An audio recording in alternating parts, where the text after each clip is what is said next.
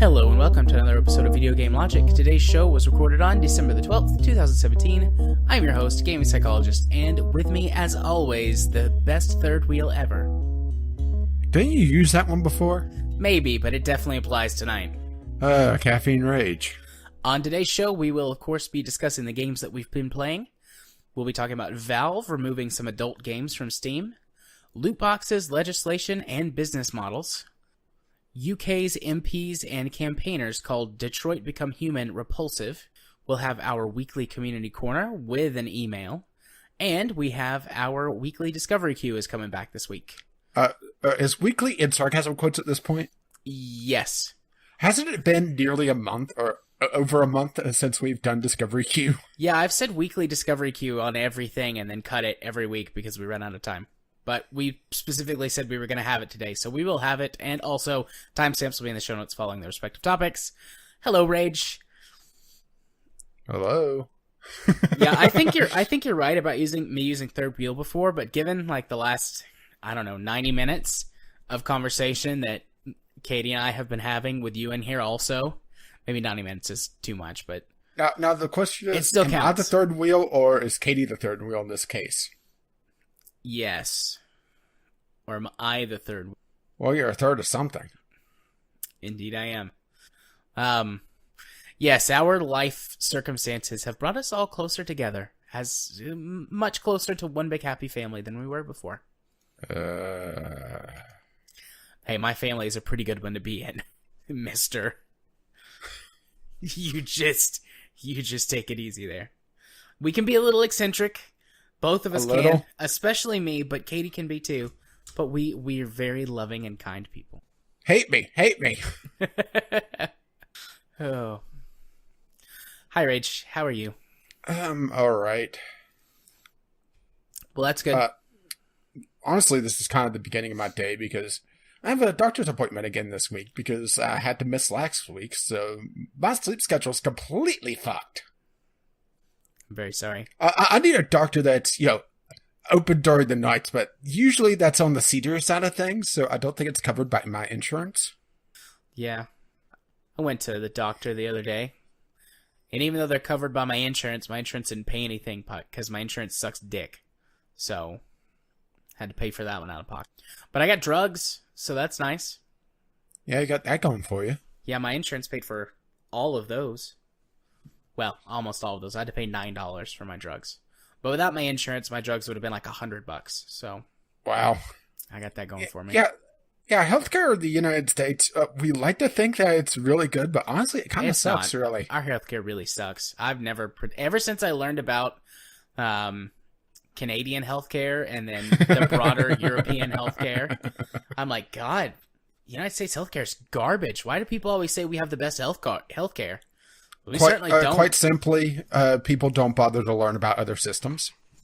I mean, it's really just down to that. People have this, I guess, false sense of pride or, misplaced pride, really in everything American. And boy, I'm sounding like a real grump, but it's true. I think that's actually pretty, I don't know if it's unique, but it's pretty much an American trait, like, to say that America's the greatest country. Like, I heard that my entire life growing up as a kid. It took me until I was in college to actually do a little bit of learning about other cultures and countries and things to be like, actually, America kind of sucks at a lot of stuff. And we're pretty good at some things, but for the most part, we're average. And then we have some really crappy healthcare and really crappy insurance. And right now, especially really shitty politicians. Well, I haven't been keeping up. Well, I've been keeping up, but I haven't heard the results of the Alabama race. So I guess we'll see if there's still another shitty politician or not. Yeah, the last few news stories I saw about that were about how people, because they had purged their voter registries, people are showing up and being told they're not allowed to vote. And there's quite a few people. There's talk Can't imagine why. There's talk about a lawsuit against the Alabama state government, just because there's something like 1 million people who lost the ability to vote and they weren't given any notice that they were purged from the registration. So Yeah, and considering you have to go through a lot of waiting around usually on election day unless you get there early, yeah. I would be highly pissed. And the fact that they make it on a Tuesday, it doesn't make a lot of sense these days. Yep. Greatest fucking country in the world, guys. Greatest fucking country. The greatest at being the dumbass. The greatest at being full of themselves, of having this inflated sense of self-worth, I think is the best way to really say it. And I realize we're going deep into the political, but we're going to have it next week, especially considering Thursday is the net neutrality vote. Yep. Expect a lot more politics talk next week. Yep, you can. Enjoy the last episode before we lose net neutrality, guys. I hate. No. What's happened for you to say actually no? Vote Thursday, release Friday. So our episode we're recording before, but releasing after. You're right. The days of net neutrality are long gone, dear listeners. Unless something happened. Well, there's that bill that's being sponsored in Congress right now to stop the vote and change the way that the FCC's change. I forget exactly what it is. I read through it, but it's writing specific legislation to protect the internet, to take it out of the FCC's control. Which is sad that it has to even be done like that. Yeah. But I mean, that was just sponsored like last week, so I don't think that they could get so it that's done not going to pass. That's not going to pass in time. Yep. Yeah, the big problem with everything around net neutrality is that it's not easy to really explain to the layperson or why it's so important. And then there's all the misinformation from really the internet service providers. So they think it's a great thing that, the net neutrality has gone away because it's tough to really understand. And we'll be going more into this next week. Yeah. Because I'm sorry, but I'm listening to music and Ailstorm comes up and I just hear, fuck you. You are fucking like,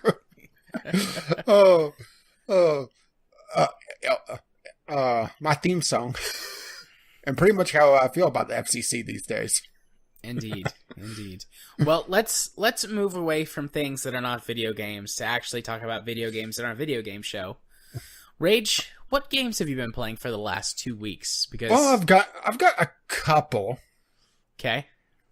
Let's start with my one Sunday sampler because I had I struck out on the second one. I tried 3 games and two just didn't want to record. Either didn't record that well or I thought would make boring videos. And then third was just, I don't have it on my list though, because I played it for 15 minutes and I stopped, uninstalled. It's like, no. But let's see. My first one is Carried Away. This is sort of a take on the Bridge Builder game, only it's building ski lifts. It's an interesting take on things because you have to really consider a lot of different engineering challenges in this engineering puzzle game is what I call this sort of little subgenre of things. And it's an interesting take on it because, like I said, there's a few different styles of ski lifts that you have to contend with. You have to deal with your traditional ski lift, and then you have gondolas, which are heavier and move faster, so it puts more stress on things, and you have to also build drag lines, which run along the ground, and the skier grabs and is dragged up the hill. It's not a bad start. There are a few things that I didn't like about it.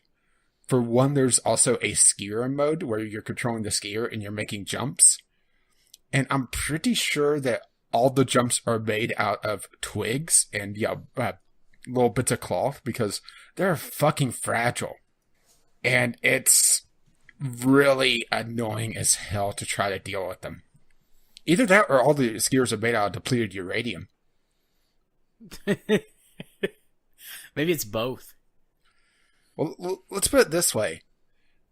uh, trying to make a ramp that a skier could go down a long hill, hit the ramp, and then be launched is a lot more annoying than it should be. Even though they do have it where you're able to tweak things very easily without having to rebuild an entire section of structure or entire new build an entirely new structure just to slightly tweak a ramp or slightly tweak the way a line is carried, which is nice. That's a nice touch on things, but trying to get it where the forces don't rip jumps apart made the skier mode more annoying than it should have been. And also the fact that, okay, you control a skier, all right, in the skier mode, or you have the ability to control the skier, crouch, be able to jump or lean forward and back.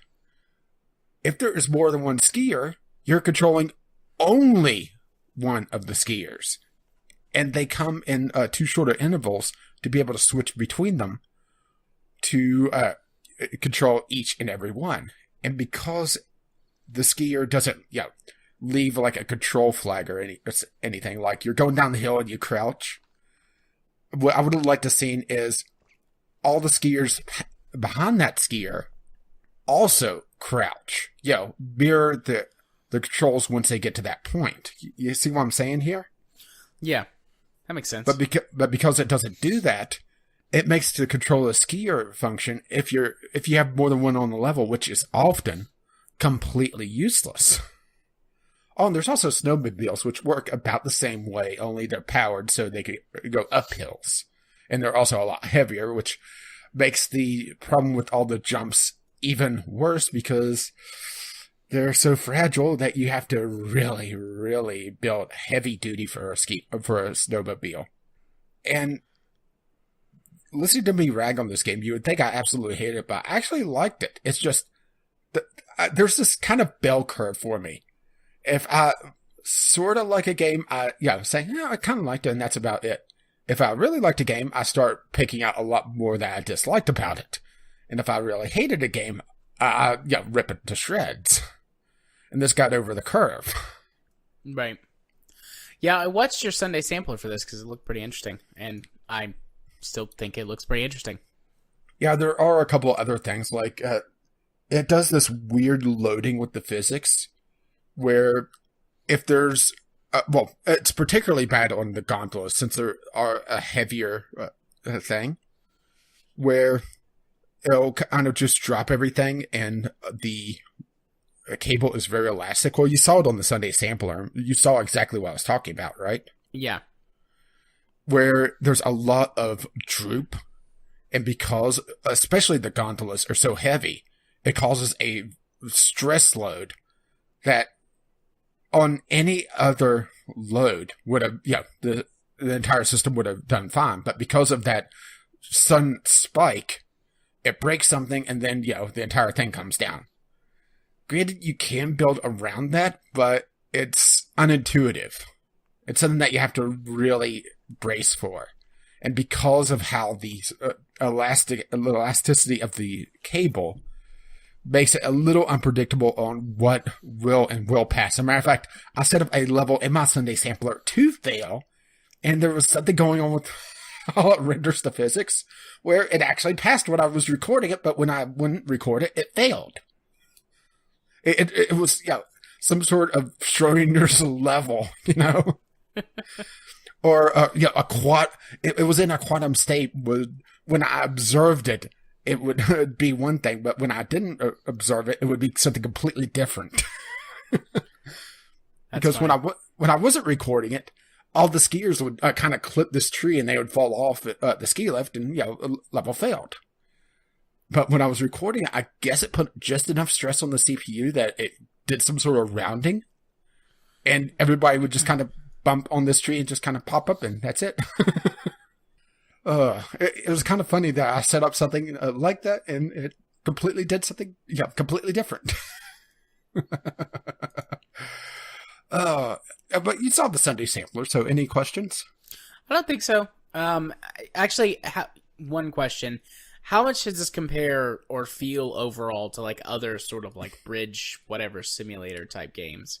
Well, there's the two modes really, where the jump mode, it feels a lot like, let's say, Poly Bridge or, standard bridge builder, But because the focus of the game is mostly on the ski lifts, it does feel very different because you're building essentially an inverted bridge, really, or, maybe a suspension bridge would be the proper term for it without the deck, So you're trying to build a high wire instead of this flat deck that, could be driven across. Granted, there are levels that kind of combine the two modes where you have the jump system where a skier goes up the hill and then comes down and hits a jump and then goes to the end of the level. I didn't show that on the video, though. I didn't encounter it until after I recorded, and I looked at one or two other levels. And the level editor is very robust, but it's also slightly unstable, or at least I did something that caused it to be unstable because it does a procedural generation of the level as you move everything around, and it generates the background as well. And it didn't like a particular way I drove the terrain, and it crashed. I mean, a hard crash, just right to desktop. It's nope, don't like that. That's way up past Double Diamond. But yeah, overall I liked it. It does have its flaws. It's still in early access, and they are doing monthly updates and adding the development roadmap is offering a lot of hope for more varied content, like bicycles, for example, mountain biking. Or I think that they're planning on something else as well, and adding more puzzle elements as well. On top of just adding flat out more levels. There are still a lot of levels in this already, and that's even before you get into the workshop. Overall, I'm impressed with it, though. It's a nice change of pace for the bridge builder engineering puzzle game genre. I really don't know what to call this. I mean, it's pretty much an engineering puzzler, though, to be perfectly honest. Yeah. Yeah, I mean, it looks very much like a lot of bridge builder games that I've seen before. Yeah, just it looks with like a different theme and a couple extra things on top of it.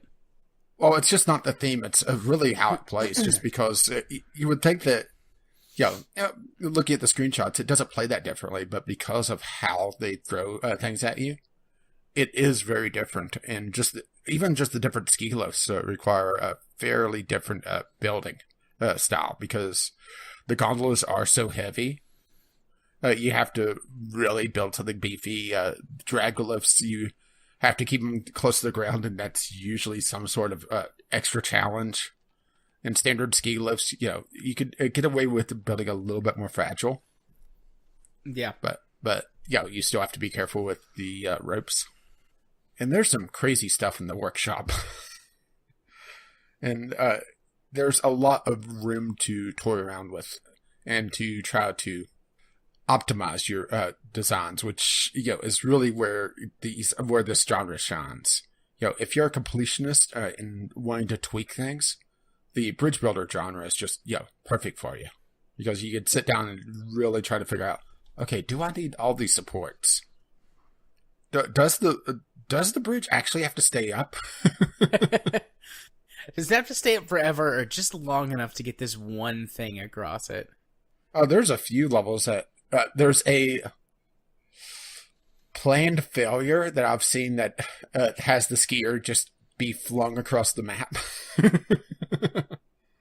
It's actually quite impressive, and it has a built-in replay system that's also really impressive that I didn't really get to show off that well, because it's recording a recording and showing a recording. It's odd. Yeah. But overall, a pretty good entry into the genre. So, how about something a little bit different? Okay. Shadow Warrior 2.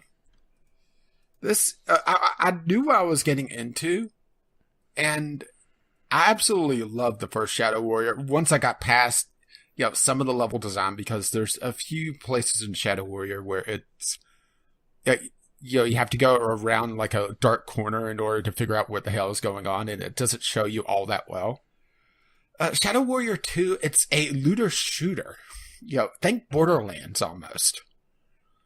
But kind of an inverse Borderlands, where instead of getting tons of guns, well, that's not to say that you don't get tons of guns. There's like 80 guns in this game. You're getting a bunch of augments, and you're able to swap them on the fly to, well, augment your guns and to change how they behave. Throw a akimbo augment into a revolver, and suddenly you got 2 revolvers. Woohoo! That sort of thing. And it's an interesting way to take the looter shooter, because usually these type of things, they go with 20 billion guns, and they're all slightly different stat-wise. But because of how Shadow Warrior works, or I should say Shadow Warrior 2, it makes it so that you can feel attached to the guns, but still constantly upgrade them and tweak them ever so slightly. And it feels a lot better to me, to be perfectly honest, where you're able to form that attachment like, I absolutely love this chainsaw. I'm going to use this chainsaw. And I could tweak it like, okay, this guy is weak to fire. Well, let's put a fire augment and have a flaming chainsaw and start hacking at him. Like a lumberjack, right? Yes, please. Flaming chainsaw.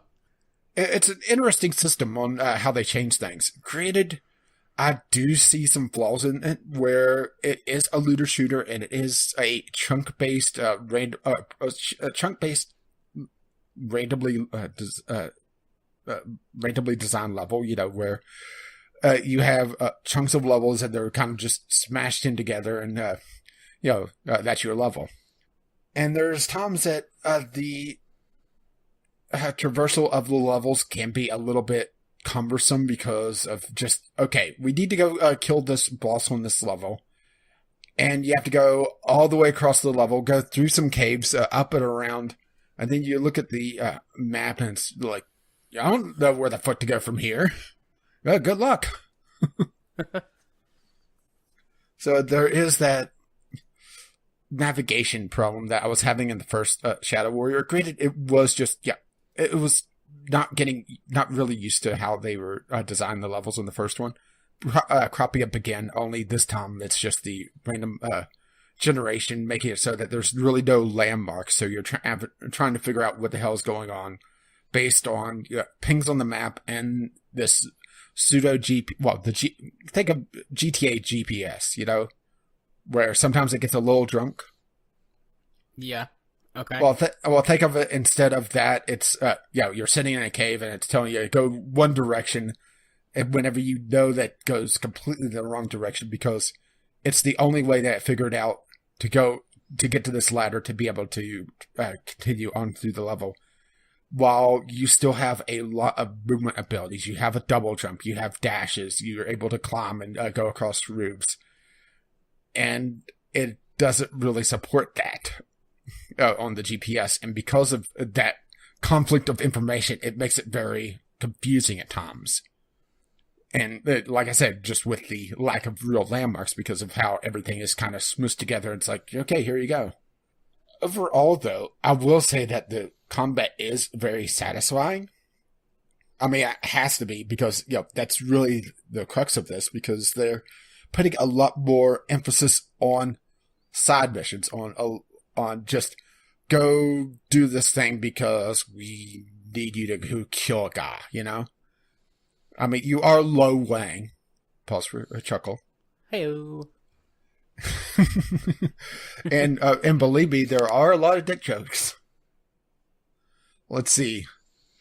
What was the way the Wang is long, hard, and ribbed for her pleasure? And it is over the top. It is glorious. I mean, let's put it this way. One of the weapons is a fucking chainsaw. You're a ninja with a chainsaw charging at people. Yes.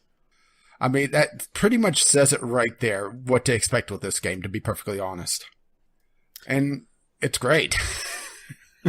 I will say that I haven't really encountered too many bullet sponges, which was my other big complaint about Borderlands, and especially Borderlands 2, once you got further into the game, where it seemed like everything took, half a clip or a full clip. Things do drop fairly quickly, with the exception of bosses, and there's this one particular type of enemy that I encountered just toying around, where, fuck that guy. They teleport around like crazy, and it is very tough to kill. It's not impossible, but it is tough. And bosses typically, you knock them down for a fair amount of health. They go invulnerable and spawn a bunch of ads. You deal with them. The boss becomes vulnerable again, and then you either kill it or have a second wave of that. And that's the closest I've hit to a bullet sponge, to be perfectly honest. It's almost Warframe-ish, where it puts the emphasis on you being an absolute badass and cutting through a lot of people. But it also allows you to really feel attached to your weapons because you're constantly upgrading them. You're getting just all these augments, all these abilities. You have your chi powers. Some are returning from the first game. Some are brand new, like be able to shoot spikes up and be able to just penetrate people and get them hanging up in the air, and then you're just able to finish them off. It's a lot of fun, but if you're looking for a more story-based game, the story is there, but unless you're really good at first-person shooters, it requires you to go off and do other things, because there's this leveling system where you're building up your skill points and getting new abilities, building up your health, building up your guns. And if you don't do that, yes, it is technically possible to be able to progress, but it gets harder and harder and harder because you're falling behind the curve. And that feels like a little bit of a detriment to me. It really depends on how much you like just running around with a chainsaw at a bunch of Yakuza, Yeah. It sounds pretty cool. Yeah, and it does have multiplayer. It has up to 4-person co-op. Ooh. Well, and I really like how for us to do. Well, I was originally going to record it, but the thing is that it is running my PC to the absolute max. To the point where I've actually had to go into my old specs and figure out what is going on, because it's causing a heat issue. It's running my CPU 100% across all the cores, which says a lot with how this game is built, to be perfectly honest. That's running on all the cores. That's good, though. Yeah. Because do you have an 8-core CPU? Yeah. Okay. Yeah. That's good, because most I was trying to figure out, only had 2 to 4.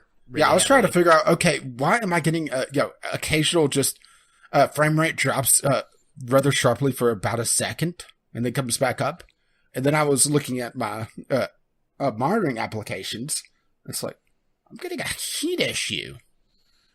And then I noticed my CPU usage was 100%. So I am able to play it, but I'm not able to record it because it puts just enough stress on things, which was frustrating. Because that's originally why I got this, was to be able to record it. Right. But I do like how they handled, who's the protagonist on multiplayer. As in, you are the protagonist. For you, you'd be Lo Wang, and I'd be a random ninja. For me, I'd be Lo Wang, and you would be a random ninja. Nice. And they do have the one issue that I had, well, I should say the major issue I had with Lo Wang was that, but it's really the problem with any vocal protagonist, is that you start to hear the same voice lines very quickly. And if you don't like Lo Wang, making acupuncture jokes whenever you shoot somebody with a bow and arrow, you're going to really not like this game. Well, I'd be okay with that. I'd like those jokes. Yeah, I just wish... it's kind of weird to wish this was a more linear game, to be perfectly honest. Or I should say a more emphasis on the story, because you do have a lot of side activities to do, and there's a free DLC that also adds a lot more side activities to do. but it feels like almost that the story is kind of just a secondary thing. Yeah, it's not that important to for to do this thing that is very important because we need you to go kill a bunch of demonic bunnies. Oh, really? Demonic bunnies? Yeah. How much does this game cost? Well, I got it on Chrono GG for $15. It's $40 on Steam. It's on my wish list. Is this one we're going to have to save for recording? Maybe. That might be a good idea, because if it's maxing out your CPU, you'll have to wait till you get your upgraded system. Yeah, which has gotten pushed back because of personal reasons. Yeah. But overall, I've really enjoyed the combat. And just how much emphasis they have on movement, and the fact that you do have an option to go stealthy if you really want to. But to be perfectly honest, I think it's more fun just to go absolutely nuts. And with how they have everything set up where you can augment for like health steal and that sort of thing, it is very possible to grab your sword and just go absolutely berserk. Or your chainsaw. My chainsaw. My flaming, life-stealing chainsaw. That's what I want. I mean, to be perfectly honest, isn't that all we ever want? This is true. And there's, and I'm not even highlighting some of the more interesting things. Like, there's an augment that allows you to throw your gun down and it becomes a turret. There's charge up mechanics where you could have a grenade launcher that you hold down fire and it powers up the shot. There's I would say about 10 hours that I played, just doing the random side stuff. And there is free roam modes as well. So you could also go back and randomly kill things as well. There's different grenade launchers. There's, I would say I got 4 or 5 different options for swords. Assault rifles, SMGs, a baseball bat. I mean, it's just crazy the amount of weapons that you get. Oh, and you have 8 weapon slots. Nice. 8 weapon slots, and you could change your equipped weapons in the middle of a mission. And you could change augments in the middle of your mission. So, in reality, it's 8 quick swap slots and 80 weapons. Nice. I'm in. You want to join the Way of the Wang? Yeah, I do. And they also started off with the same, sort of the same opening from the previous Shadow Warrior game, where 80s rock. I like 80s rock. Oh, such a fun time. So let's go to a not so fun time. All right, go for it. Never Alone. This is a game that I feel like I should like a lot more than I do. But this is what I've been playing on my channel lately. Just trying to get some content out there. As my other content is in the process of getting set up and Jared having a life. So Never Alone is a 2D puzzle platformer based around an Inuit folktale. And I absolutely love the theme and the story of it so far. But the gameplay has just gotten in such a way of things. It has pissed me off to no degree. A matter of fact, let me send you a link, all right? This is going to be a GIF of my video, I would say 5 minutes into the first episode. 5 to 10 minutes, all right? Okay. I want you to watch this. Come on, give me the link. I mean, well, you have given me the link. Meant Skype. You control either a Inuit girl or a snow fox. Okay, I'm watching. Wait, did you just like zoom? Yes. She got stuck in a platform. and then shot off, and then the fox jumps up and then down. Well, I was controlling the fox at the time, and I'm trying to, it's like, okay, what? It was a mixture of what just happened and laughing my ass off. That's great. Yeah, there's been a lot of moments similar to that where she's gotten stuck in things. There's been some weird clipping or because of how they have this sort of 2.5D thing going on, the foreground or the background either looks like a platform or doesn't look like a platform, where it's thrown off the platforming. It's been very frustrating to the point that it's taken me out of the story a lot. To the point where, in the latest episode that I just released, there was this big emotional moment. But because I was so fucking frustrated with this game, I just didn't care. And it's been very disheartening because I really wanted to like this game. But damn. I mean... Sorry, go ahead. Go ahead.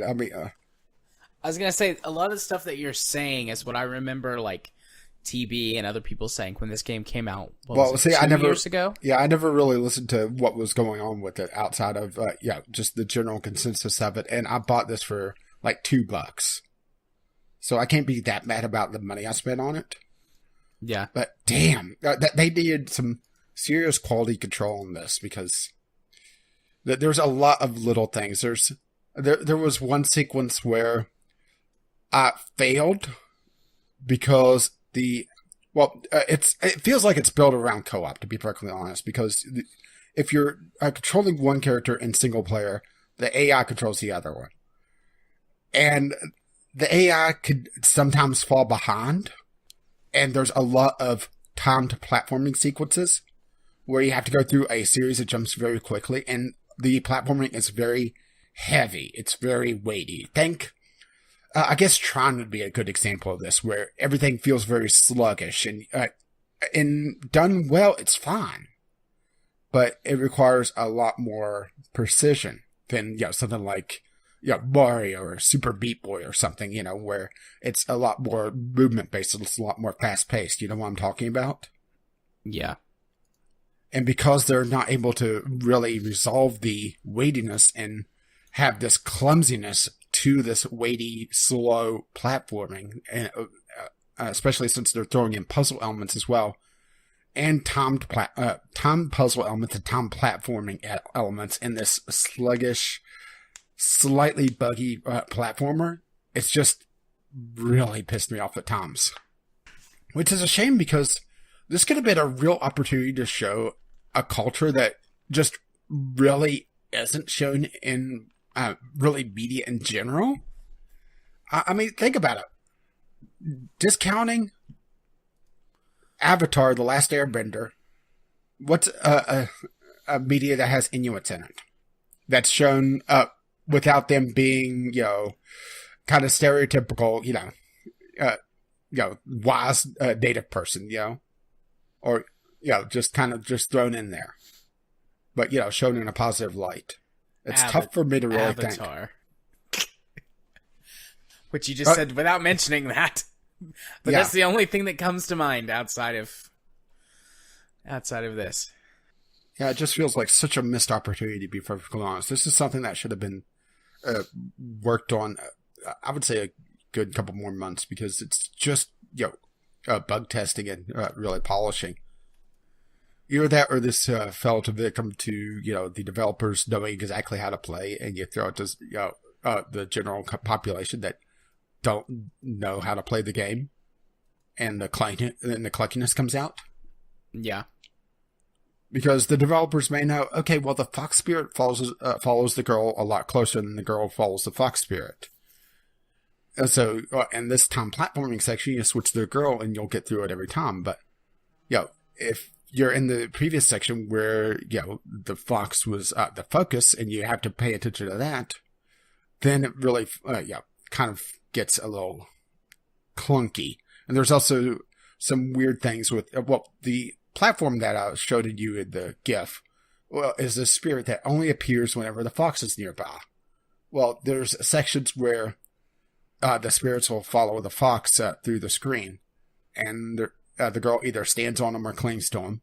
Well, in some areas, there's the obvious solution, but the obvious solution sometimes isn't correct because the developer says so.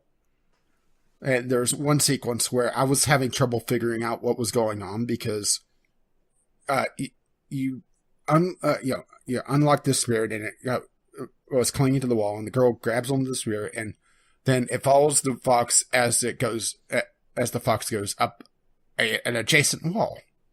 And in order to get that spirit in the first place, you had to follow that path. All right? Well, the solution to that section was to do a more elaborate jump off this other spirit that you unlocked, because the fox is able to kind of claw its way up a wall for a short period of time. But it's not an obvious solution whenever the other way is more elegant and a way that you already went. You see where I'm going with this now? Yes. Your eyes are glazing over, aren't they? A little bit. It's just a very, very clunky puzzle platformer, and it's really put me off on it because of just, it could have been so much better, which is saddening, to be perfectly honest. Oh, well. Moving along, unless you have questions. Nah. I mean, like I said, you said a lot of stuff that I remember, like TV and others saying about this game. Yeah, and I wasn't really paying attention to the hype around it. It looked interesting, and I waited until it was on deep discount. Right. Which is typically how these sort of things go. And it's something I wanted to try eventually. It could have been, in the League of Brothers: A Tale of Two Sons if it was done better, because it has sort of that general feel. But just with how they handled the platforming, I would have loved to have seen this more polished. So, speaking of things about polish, let's go to Battle Right. Alrighty. This has been a game that's really surprised me, to be perfectly honest, because I tried it on kind of a lark. We didn't record last week, so I figured I'll throw in something a little bit random. And this really was interesting to me. This is, well, it's kind of hard to really describe because the obvious way to describe it would be MOBA, but it's not a MOBA, or at least not the main mode. It's a multiplayer online battle arena. Where, think of it as essentially the team fight in League of Legends with all the boring bits cut out. And the reason why it's so interesting to me, for one, it's not tying into an RTS skill set that I'm lacking. Everything is a skill shot, yes, and you're using your mouse to aim, with a few extra abilities than you would have in a MOBA, or I should say League of Legends style MOBA. But for one, you're moving with WASD, so that's a huge plus for me right away because I'm able to draw on more of a twin stick shooter feel, and where everything is more skill shot oriented, there's less kind of just random bullshit going on, and it's also a lot more clearly designed, where yes, the different champions, heroes, whatever you want to call them, have their own different abilities, but there's a set artistic style where all the shield abilities share a very similar look. All the area effect abilities share a very similar look on how the AoE is about to land. And it's very clear to a layperson what exactly is going on at a glance without having to spend hundreds of hours of going into the game. Plus, there's not a huge cast of characters yet. There's about 20-ish. So there's enough variety where you're not hitting the same ones all the time, but at the same time, there's not, the League of Legends 200 characters where they're all slightly different. Yeah. And because it's a PvP game. I mean, straight up. You're not having to worry about, okay, well, this particular hero is great in late game because they're able to farm up their and get all the stuff out in the shop. There's none of that. It's literally just go in, kill things. And it's a very interesting way to do it because, well, for one, they're using sort of the Overwatch model mixed with League of Legends, where they have the free rotation of heroes. I think it's 2 out of every class, and there's 8 in the melee and ranged, and I think there's 7 in support, which support is more, okay, these characters could heal and do something else. Then, this one could only buff and that sort of thing. So you have your free rotation, but you also have the Overwatch model of, as you level up, you're getting chests with different cosmetics. The loot chest things, which, and free to play games like this, don't really have a problem with loot chests, to be perfectly honest. But they're generous enough with the coins, the currency in the game, that I've been able to get with just really playing with the AI and, getting a feel for some of the heroes. I've gotten about a quarter of the heroes so far. I mean, how long have you played? How long? I've gotten, I don't have Steam up right now, so I would say probably 10, 12 hours, I think. That's pretty quick for a game of this type or genre or whatever you want to say, with it being free to play. Yeah, created some of the, I don't want to call them more powerful. I would say less user-friendly. Okay, I just went to my Steam profile. 9.7 hours. Okay. So right at 10 hours. All the heroes feel pretty well balanced. All the heroes have their movement abilities of some sort, either a teleport or they're able to go invisible for a short time. They have some sort of crowd control. The support heroes have some way to heal, either AoE heal or it's a byproduct of their left click attack, their basic attack. But they feel all pretty well balanced. Are there stronger compositions? Yes, but that's really just comes down to how certain heroes come together. Because a support hero with a lot of health, backed up by a very powerful healer in support, will be a lot more powerful than 2 very squishy range characters. But the matches are very short. Each round is 2 minutes before this whirling death cloud starts rolling into the arena. And if you're outside the circle, you start taking massive damage. And it forces everyone to the center to basically finish the round. And it's best of 5. So I would say minimum 5, maximum of 10 minutes. So even if you do hit some sort of odd skill gap, or you're just having a bad time, you're not in a match long enough for it to really matter. And there's a few other things where as you take damage, your maximum health depletes. So support heroes are less important than you would think on their healing side of things, where let's say you take a hit and you drop down to half health. Well, you could be healed up to some extent, but you're not going to go back up to full health. Or I should say the maximum that your character would normally have. But there are health orbs scattered around the arena that will increase that maximum health, as well as heal you, of course. And there's energy orbs, which will give you extra energy. And then there's the orb in the center, which takes a fair number of hits, which gives a large amount of health and a large amount of energy. And it's last hit on that. And that's the closest thing that you have to a minion in this game. And a lot of the game comes around to who gets that last hit on the orb, because it could really swing things. It's an interesting design for things. It both looks and sounds good after you've described it. And I mean, we talked about it a little bit before as well. Yeah, so far, I'm really liking this kind of support shaman character that has this wolf she could send out to damage people, and she's a support character, so she's able to heal. There's 5 abilities plus the movement ability, which is always on the space bar. And on top of that, you can also burn some of your energy as you damage things or heal things. You're building up your energy for your ultimate, which is usually your most powerful ability. Sometimes it's not. Sometimes it's more situational than anything else. But you're also able to spend energy to augment certain abilities, and each hero has different things. Like the healer I have, she's able to spend energy on her teleport, which could also do a damage reduction on allies or damage increase on enemies.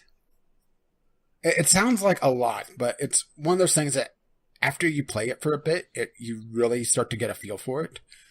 And this game also has a very robust just training mode and sort of a pseudo playground where you're able to go into the arena with a bunch of target dummies with any hero, locked or unlocked, turn on infinite energy and just fool around and toy around with some of the battle rights, which the battle rights are modifiers for different abilities. So you could set this loadout for, I want to have a more damage oriented support character. So you could set your battle rights to be more damage oriented, or you can set it to be more survival oriented, or really a mixture of the two. You have a choice of 5 battle rights out of, depending on the hero, 10 to 15. So it makes a lot more customization than you would think about this game. So far, I've really enjoyed it.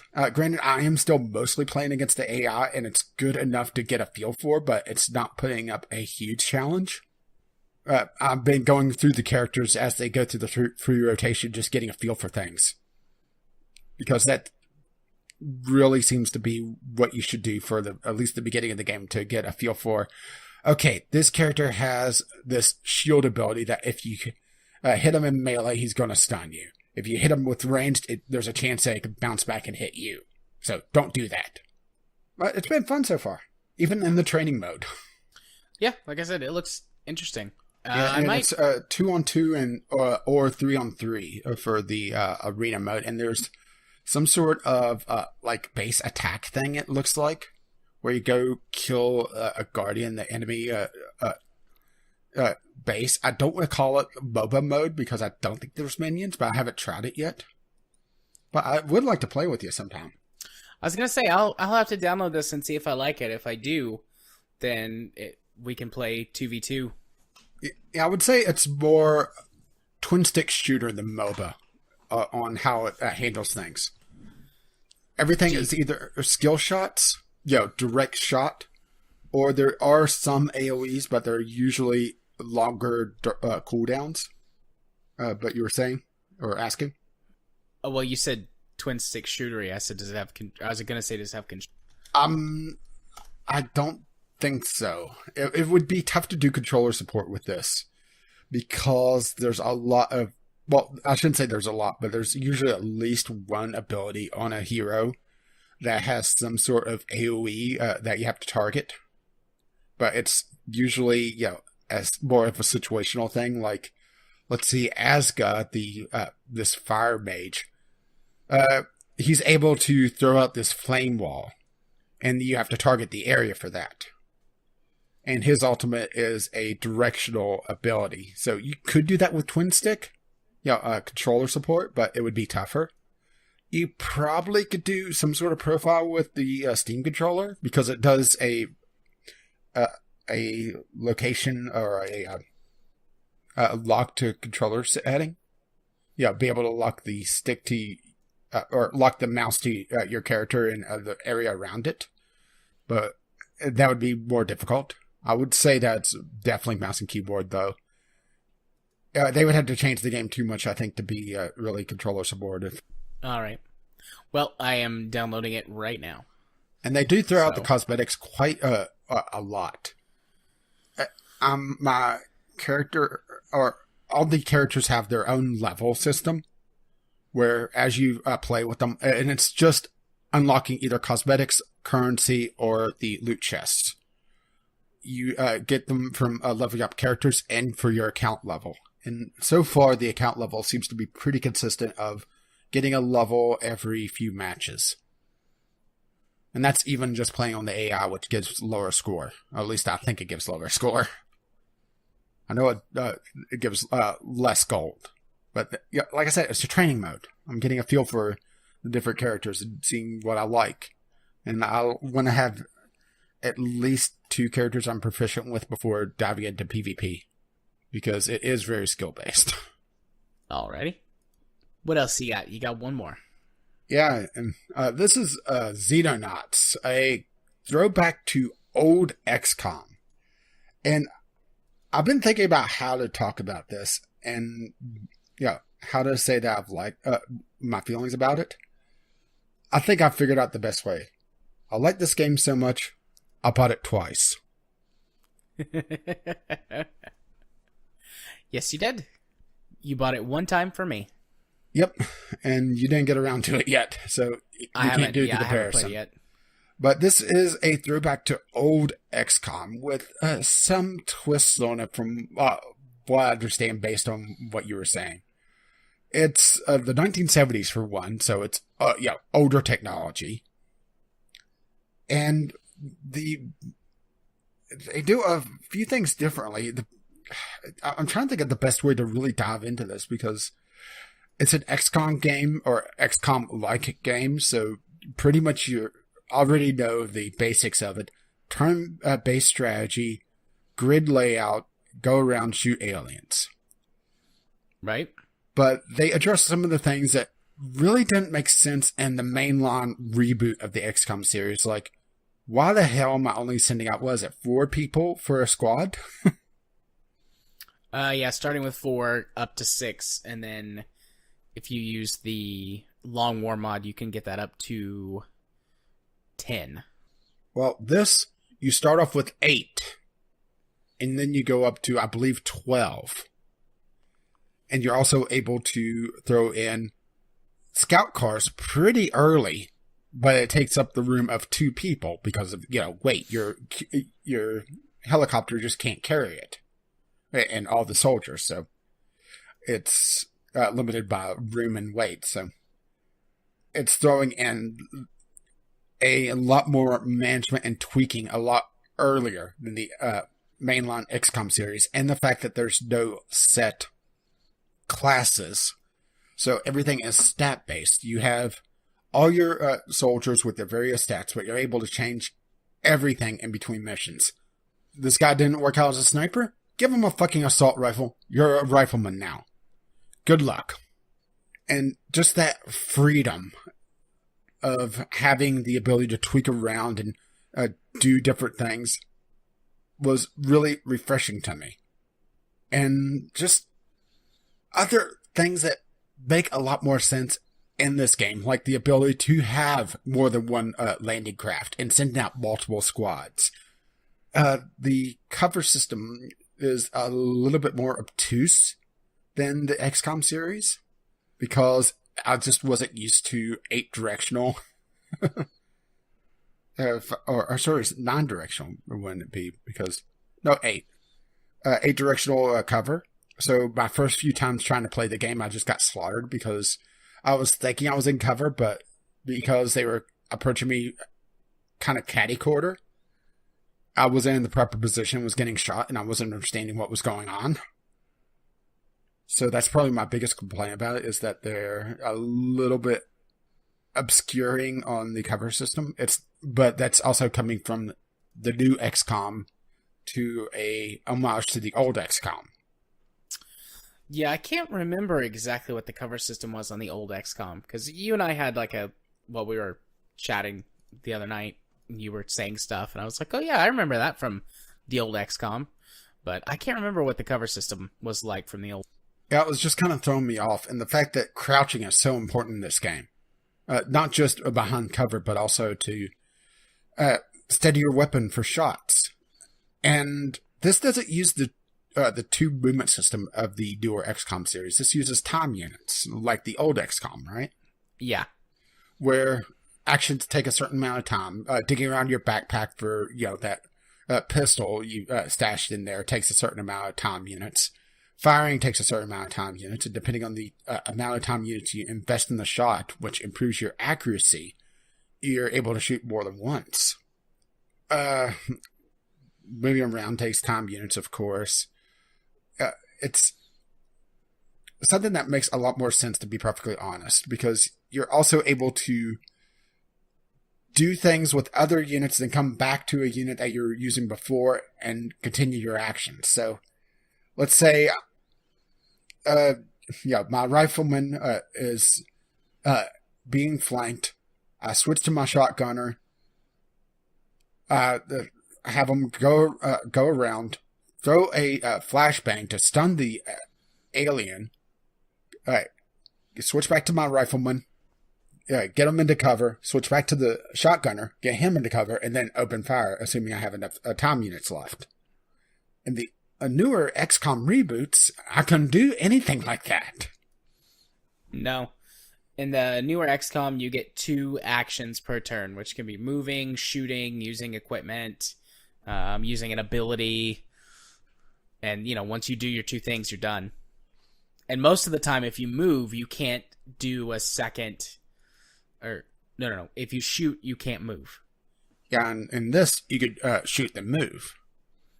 Yeah, you can move and shoot, but you can't shoot and move.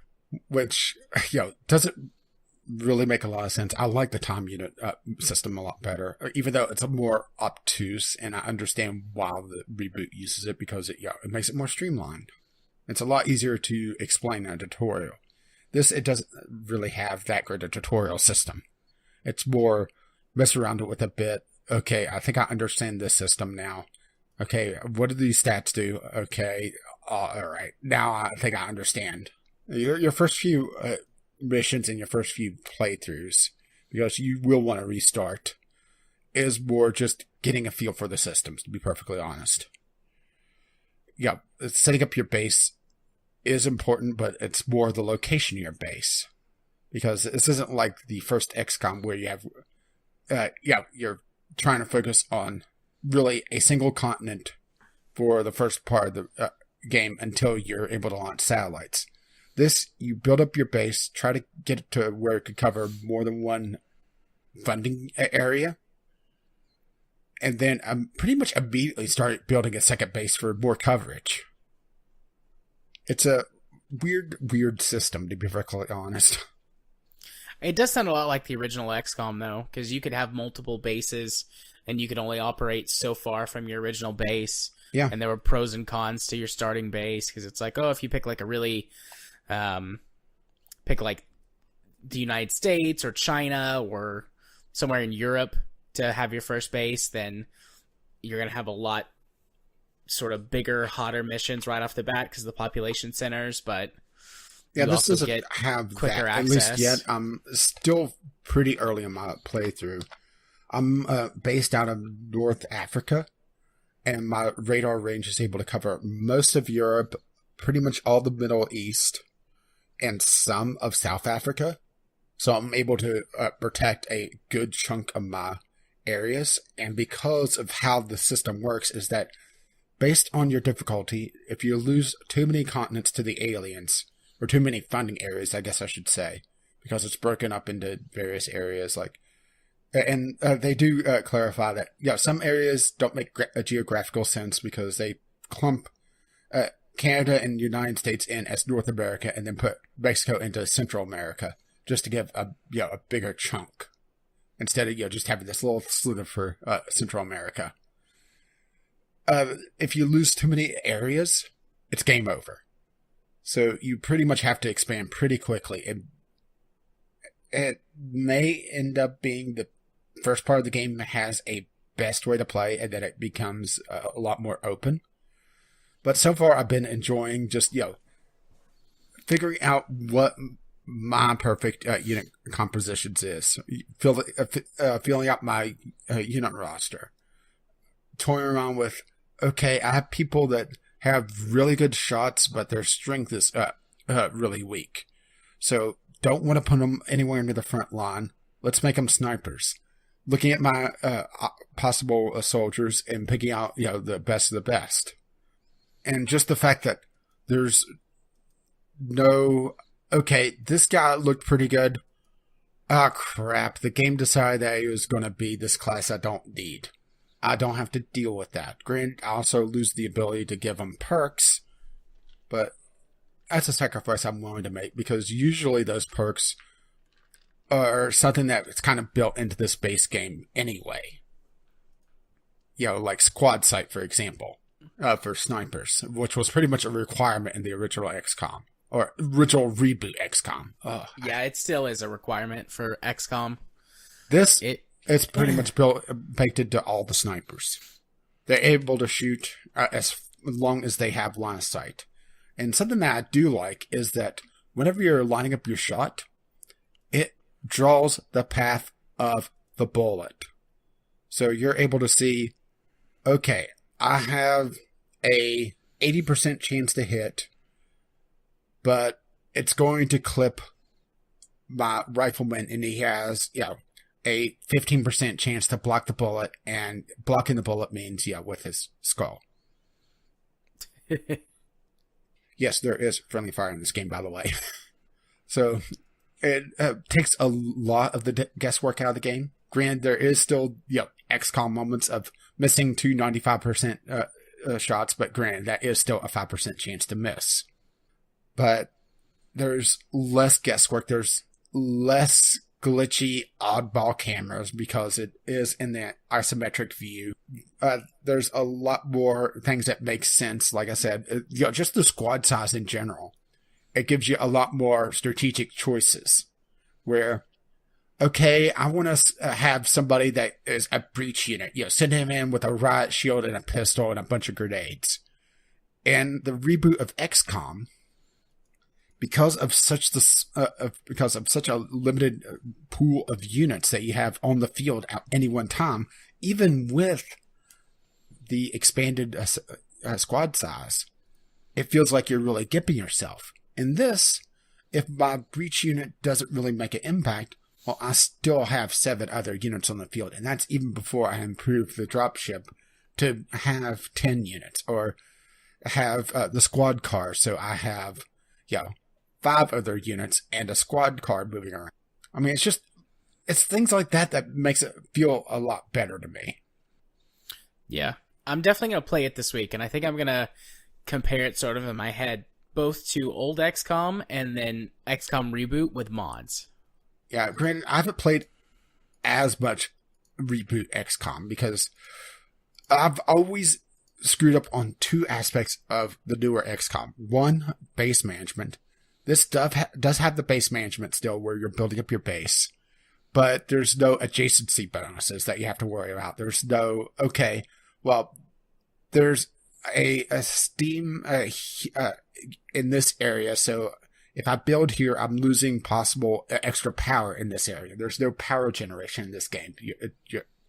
You're able to draw, I guess, off the power grid or whatever, So there's none of that. There's, though, having to dig down deeper into the area, or deeper into the ground for the original Reboot XCOM. That's a hell of a mouthful.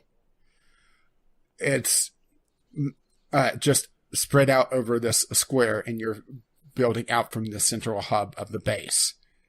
And you don't have to fill out everything completely. You could have a base where it's just literally fighters and radar and a couple missile turrets if the aliens come a little too close.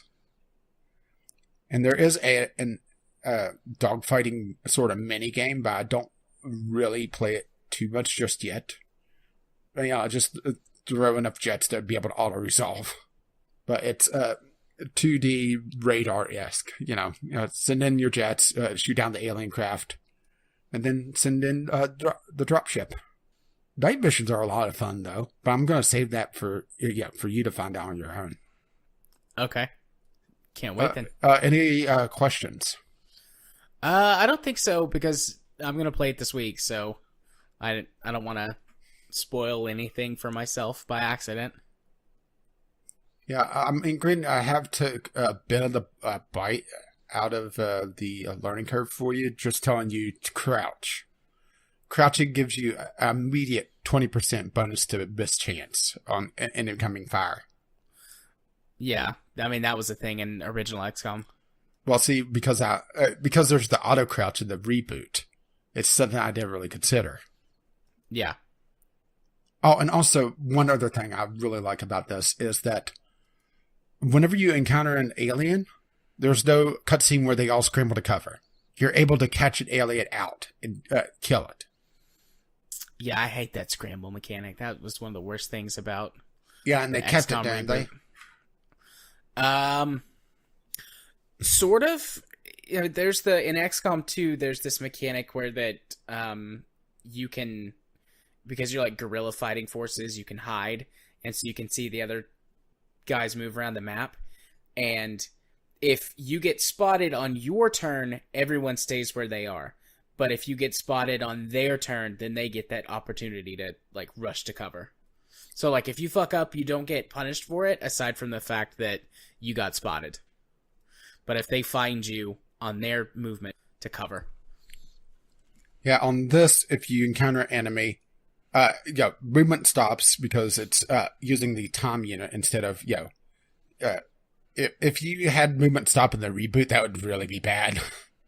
Yeah.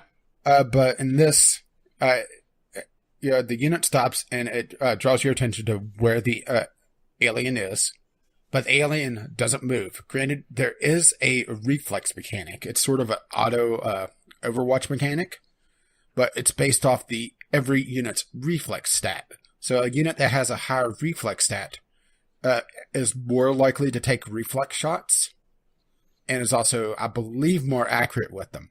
So there's kind of a give and take on what you want to do with your turn units. And as the units go through battle, their stats improve based on what happened to them. If they used a lot of their time units, they slowly build up and get more time units. If they took damage, there's a chance that they'll become more resilient to damage because, I guess, scarring. Scars are cool, right? Absolutely. Wait, chicks dig scars. Until you get horribly deformed. There's a bell curve. Fair enough. But the stat mechanic makes it so that, if a rifleman eventually takes enough tough shots and improves their accuracy, maybe you want to give them a sniper rifle. It makes it so that, the rolls can be a lot more fluid. And because of how the equipment system works, you're free to do that completely. I mean, hell, I give all my guys C4 to be able to breach the alien ship a lot easier. Granted, that also sometimes leads to trouble where, losing some funds possibly if there's, I'm kind of giving the aliens, because there's the recover mechanic. You shoot aliens, you recover corpses, and I guess we could sell the alien kidney on the black market or something. Woohoo! Who wants kidneys? Kidneys. But yeah, that is Xenonauts. So far, really enjoyed it. Maybe I should do that on the channel sometime. Maybe so. I guess I would go through my name list so quickly because 8-man squads at the very beginning, and there are a few mods for this game. I've only really installed the mods that give more names and more portraits. Just cosmetic stuff because I want to get a feel for things. Right. But yeah, that's the games I've been playing for the last couple of weeks. And I've only, about doubled the time I thought I would be talking. Yep. We're going to have to do some hacking on the topics, but that's fine. We're a video games podcast, and honestly, with all of the bad stuff in the news, it's nice to just talk about video games. Hey, look at it this way. Only one of my games involved loot boxes. Yeah. I mean, to be fair, it makes sense that, one of them involved loot boxes since it's a free-to-play game. Very true. And it's all cosmetic anyway. None of my games involve loot boxes, even my one free-to-play game. But that's not the one I'm going to start with, because fuck good transitions. I'm going to talk about Soul Trader. Soul Trader. Soul Trader. Soul is in SOL, solar system, not Soul, SOUL. Soul Trader is a top-down 2D space sim where there's a bunch of different ways to start the game. There's a story mode. I just played it in free mode. Usually I start with the executable. Fair play. But I just played it in free mode and started at the very earliest point you can as an 18-year-old.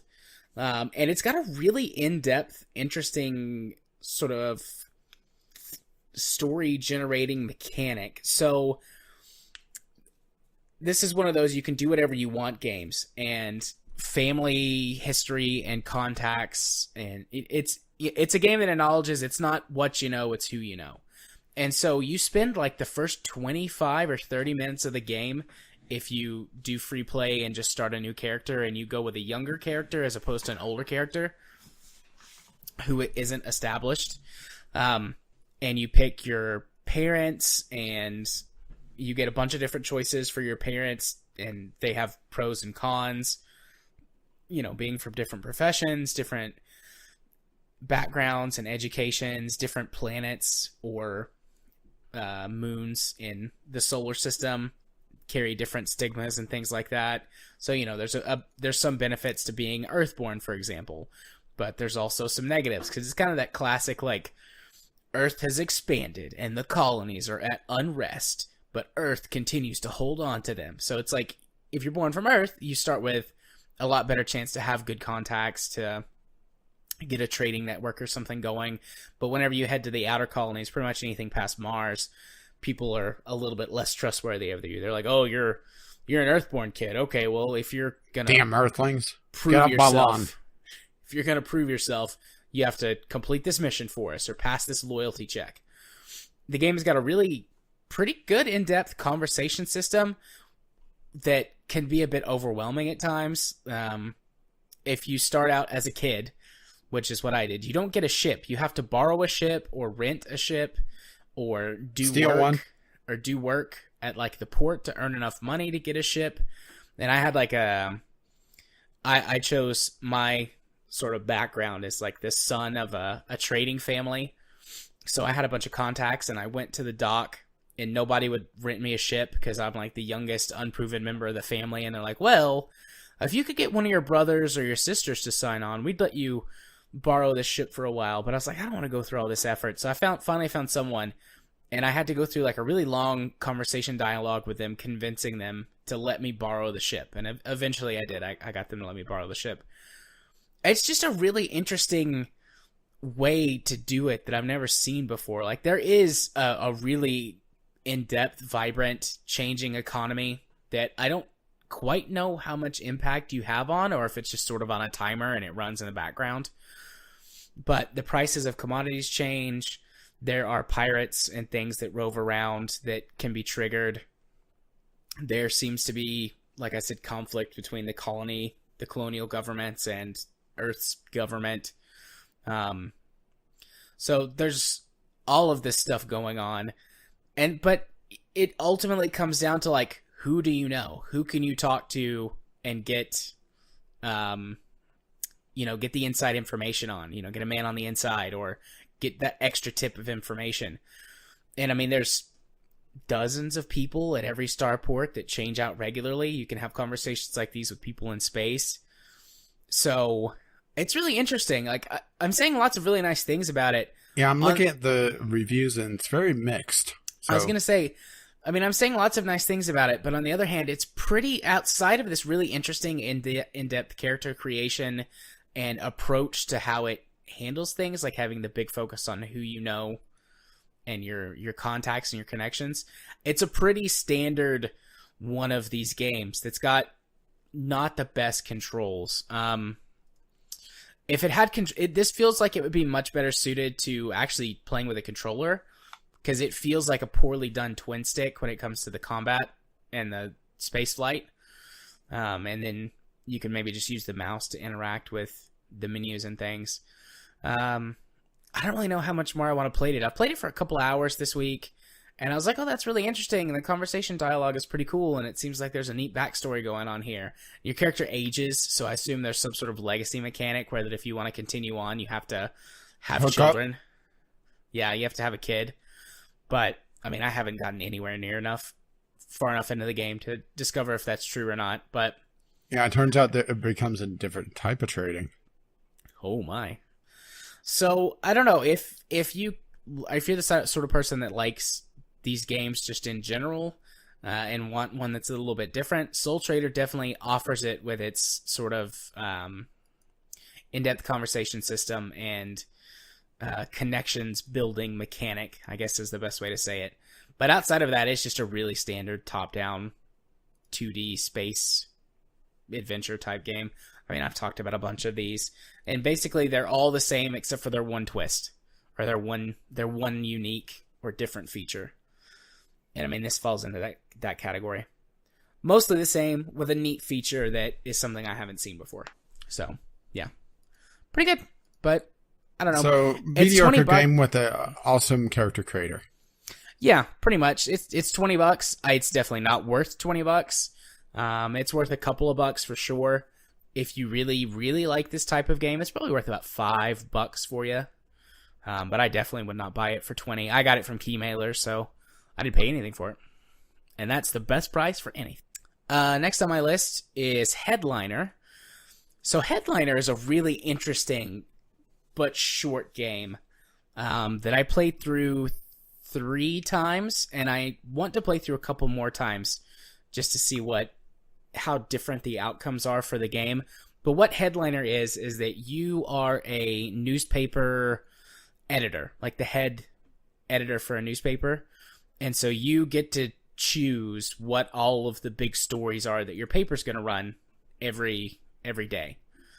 And there's 7 days that pass, and the decisions that you make or the headlines that you run, or the articles that you run in your paper, affect different things that go throughout the game. So you're in a fictional country that is at, just sort of near-ish future. It's not really specified. In other words, Paper Please, plus 20 years. Yeah, at first I thought, I was like, oh, this must be made by the same developers who made Papers, Please. It's not. But it very much looks and feels like that in a lot of ways. I mean, you have the articles laid out on your desk, and you move stuff around, and you've got stamps. You've got a family at home, although you interact with your family more than in Papers, Please. You're not just told, well, your son's dead now. Congratulations. Work harder. Yeah. I don't want to say too much because I don't want to spoil too much. But this is a near future setting, and sort of the big thing that's going is genetic modification. Oh. And then there's also a war going on. You've got those 2 main threads, and then there's a lot of smaller things that you have to deal with. And based on the stories you put in your paper, there are some pretty big changes that can affect the game. I've had 3 playthroughs with 3 fairly different outcomes. The way because you interact with your family and have conversations with them, and then can perform small tasks for them throughout the retrieving bear asses? No, well, you go pick up dinner, and you get dog food. Consisting of bear ass. Oh, yeah, that's definitely bear ass. Definitely bear asses. Yeah, you're right. And I've managed to get the same family outcome twice, despite having 2 different outcomes based on my news stories and stuff. So I don't know how much those 2 connect with each other. I think that you can just get different results based on how you treat your family, and then also how you run the newspaper. But I've always, the first time I played it, I tried to be as fair and balanced as possible, not really choosing one side over the other. And that did get some different dialogue from my family than other times when I was not quite full left or full right, but I pursued sort of a buzz a little bit more to get the ratings up so that I got a promotion at work. And so that prompted some different dialogue from my family members. So it's really good. It's really interesting. And it certainly made me think a little bit outside the box about news media and organizations, which was interesting. All the stories that you can read are well written. It doesn't really, you can choose to be male or female and be married to male or female. That doesn't matter. You can do whatever. I prefer the female family. I prefer having a wife just because the character model is better for her than for the husband. But I tried playing through as gay, lesbian, and straight just to see if there was any difference, and it doesn't make an impact. You always have a daughter. You can't change that, but that doesn't really matter. Well, at least not. Well, it is genetic modification, so that is true. That's true.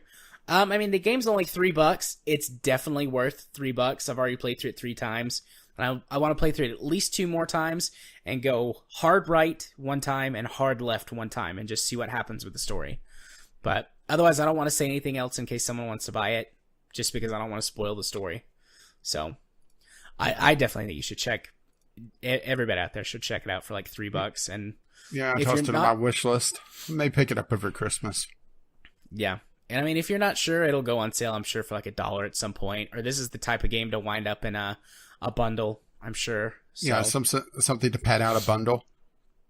Yeah. Even though I don't want to. This is probably going to sound mean of me, but I don't think this is the quality that Humble Bundle usually puts in as padding. If that makes any sense. Yeah, they usually go for bigger indie titles. Yeah. Yeah, that makes sense. I'm not saying that this game sucks. I'm just saying that usually they go for something a little bit more meaty than this for their primary bundles, unless it's something absolutely massive. Then, yeah, this would probably be in like the Jingle Jam next year or something. Yeah. But, yep, I would definitely recommend this game. It's a lot of fun. And interesting. So next is a game that I can't really say anything about without spoiling. Doki Doki Literature Club. So at the behest of Kyle, I played this game. And just so you know, Kyle, the first time I played through, or the first bit, I went for Yuri. You guys were having conversations about that, you and Mel. So I went for Yuri, just so you know. As in a girl named Yuri, or as a girl love? A girl named Yuri. All right. So Doki Doki Literature Club is a free-to-play visual novel dating sim with a twist. What a twist! With a twist. There's things that happen. So you and I had a conversation before about how I was going to talk about this, and basically you don't want it spoiled, and there's not very much I can say. Yeah, and also I think based on just the general consistency that I've heard, even talking about the story at all kind of defeats the purpose. It really would. So, talking about the story. Go check out this game. Yeah, go check out this game. I will say that it gives you a warning. It gives you 2 warnings, actually, when you start the game. Like, there is disturbing content and imagery in this game. Do not proceed if you don't want to see it. Heed that warning. That's not bullshit. That's a legit warning. There is some stuff that happens in this game that is disturbing, and some disturbing imagery is definitely shown. So shit goes down, yo? Yeah, I will say that just in case you're like, oh, they just put those warnings on there because of whatever. No, they mean it. They really mean it. So other than that, if you like visual novels, if you like dating sims, if you like things that make you think, play this game. I like things it's that free. Make me think. It's free. There's no reason to not play this game. I know it looks cutesy. Just play it. This falls into the school live area. Yes, it does. That's the best thing I could come up with. If you've seen School Live, think like the first episode of how wonky it gets. Yeah, and if you haven't seen the anime School Live or School Live, depending on your how you pronounce the second word, don't read anything about it. Just go on the internet, hunt down the first episode, either legitimate or not. Watch the first episode. Beginning to credits. Do not read anything about the show. Do not even read the fucking synopsis, because that ruins it. Watch the show from beginning to end. Pay attention. And don't stop. Yep. Also, don't look up anything about Doki Doki Literature Club. Just don't. It will ruin the whole thing. You have to have as much surprise as possible. And even just the hype around it probably diminishing it. It's probably the same in like Undertale. Yeah. It's so difficult though. Like, I want to recommend it, and I have to give a couple caveats because I don't want people to wind up. Well, what's the second warning? You said 2 warnings, and you have to heed them. Oh no, it gives you like the 2 warnings right up front. Like whenever no. You only mentioned graphic imagery. Oh, it gives you that warning twice. All right. It's like, hey, dude, we're not fucking around here. Yeah, like it gives you that warning, and then it pops up again, and it's like, seriously, there's some stuff that goes on. Yeah, we're totally going to get taken off Steam. I hope not. I hope not. And if only that was a segue to a news topic. But I still have one more game to talk about. The So only you should other... have more intelligently sorted out your games. Nah, it's fine.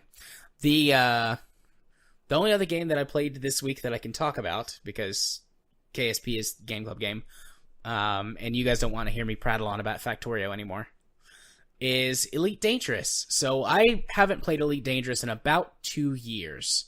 I purchased it and played it when it first launched in 2015, early 2015. It might have been late 2014 when it came out of beta, but whatever, around that time. And I played it, and I got pretty much through as much of the content that existed back then that I could. It was basically, I was to the point where I was like, I can just keep grinding for money to get bigger ships, or I can explore a few other aspects of the game that I haven't really done. Because I originally focused mostly on combat and trading and mining. And then I sat out on this really long exploration journey and then just kind of stopped playing. And I hadn't played it for 2 years, and there's been quite a bit of content that's came out since then. They have the Horizons, what do they call it? The Horizons Season Pass? Or the Horizons... Horizon Zero Dawn, and does it get any awards? It's four it's 4 massive updates that added tons of content to the game. It added a politics system. It's called Power Play. So a lot of the leaders from the galaxy that you had heard about from before and that were in the news article, or like the news in game called Galnet, it now actually made that meaningful. And there's a constant sort of galaxy war going on between all these factions. It's not necessarily like open war all the time, but so it's not total war. It's not total war, but it's for faction power, basically. And sometimes war does break out, but a lot of times it has to do with trade and intel and stuff like that. It's a pretty interesting in-depth system that I'm only really starting to scratch the surface on, because I was chatting with you the other night when I finally had done basically enough of the bitch missions to earn a rank and start getting some better stuff into it. Another one of the updates that they added planet landing and exploration. So originally you could only just fly around in space, and when you got close enough to a planet, it would drop you out of your warp. And if you kept trying to go forward, eventually you would just stop, and it wouldn't let you go any closer to a planet. But now you can fly down and explore most planets. Like, you can't fly down to a gas giant or something like that, but pretty much any planet that attitude. Pretty much any planet that's got a solid surface you can fly down to. Or should I say altitude? Sorry. Yes. That was nice. But anyways, you can fly down to these planets and explore them, and you have basically a space four-wheeler. It's called an SRV, which stands for Surface Reconnaissance Vehicle. But so Mako. It's just a fancy... Yeah, it's like a small version of the Mako. And it's got a gun on top and some kind of scanner module, and it's got boosters so that you can basically hop a little bit if you get stuck or something. And it added a whole set of planetary missions and colony settlements and things like that you can explore. New resources to gather. I'm not 100% sure where the new resources came in, but there are now resources you can collect for more than just trade purposes. They can be used to upgrade your ship or craft equipment and modules for yourself that you can use, or things like ammo and fuel in case you get stuck or something. If you've got crafting materials, you can basically make some gas out there in space, keep yourself going. You can get bonuses from them too. Then there was an update added that put in engineers, which are special characters that can give you... They send you on special missions, and you can upgrade your ships beyond, like, even more. So you can completely customize your ships. Well, not completely customize. You know, there are certain classes of weapons and things like that, and certain ships can't mount certain weapons or whatever. But within whatever your ship can use, you can completely customize it to how you want to. Weapons, different or better shielding, engines, cargo spaces, etc., etc.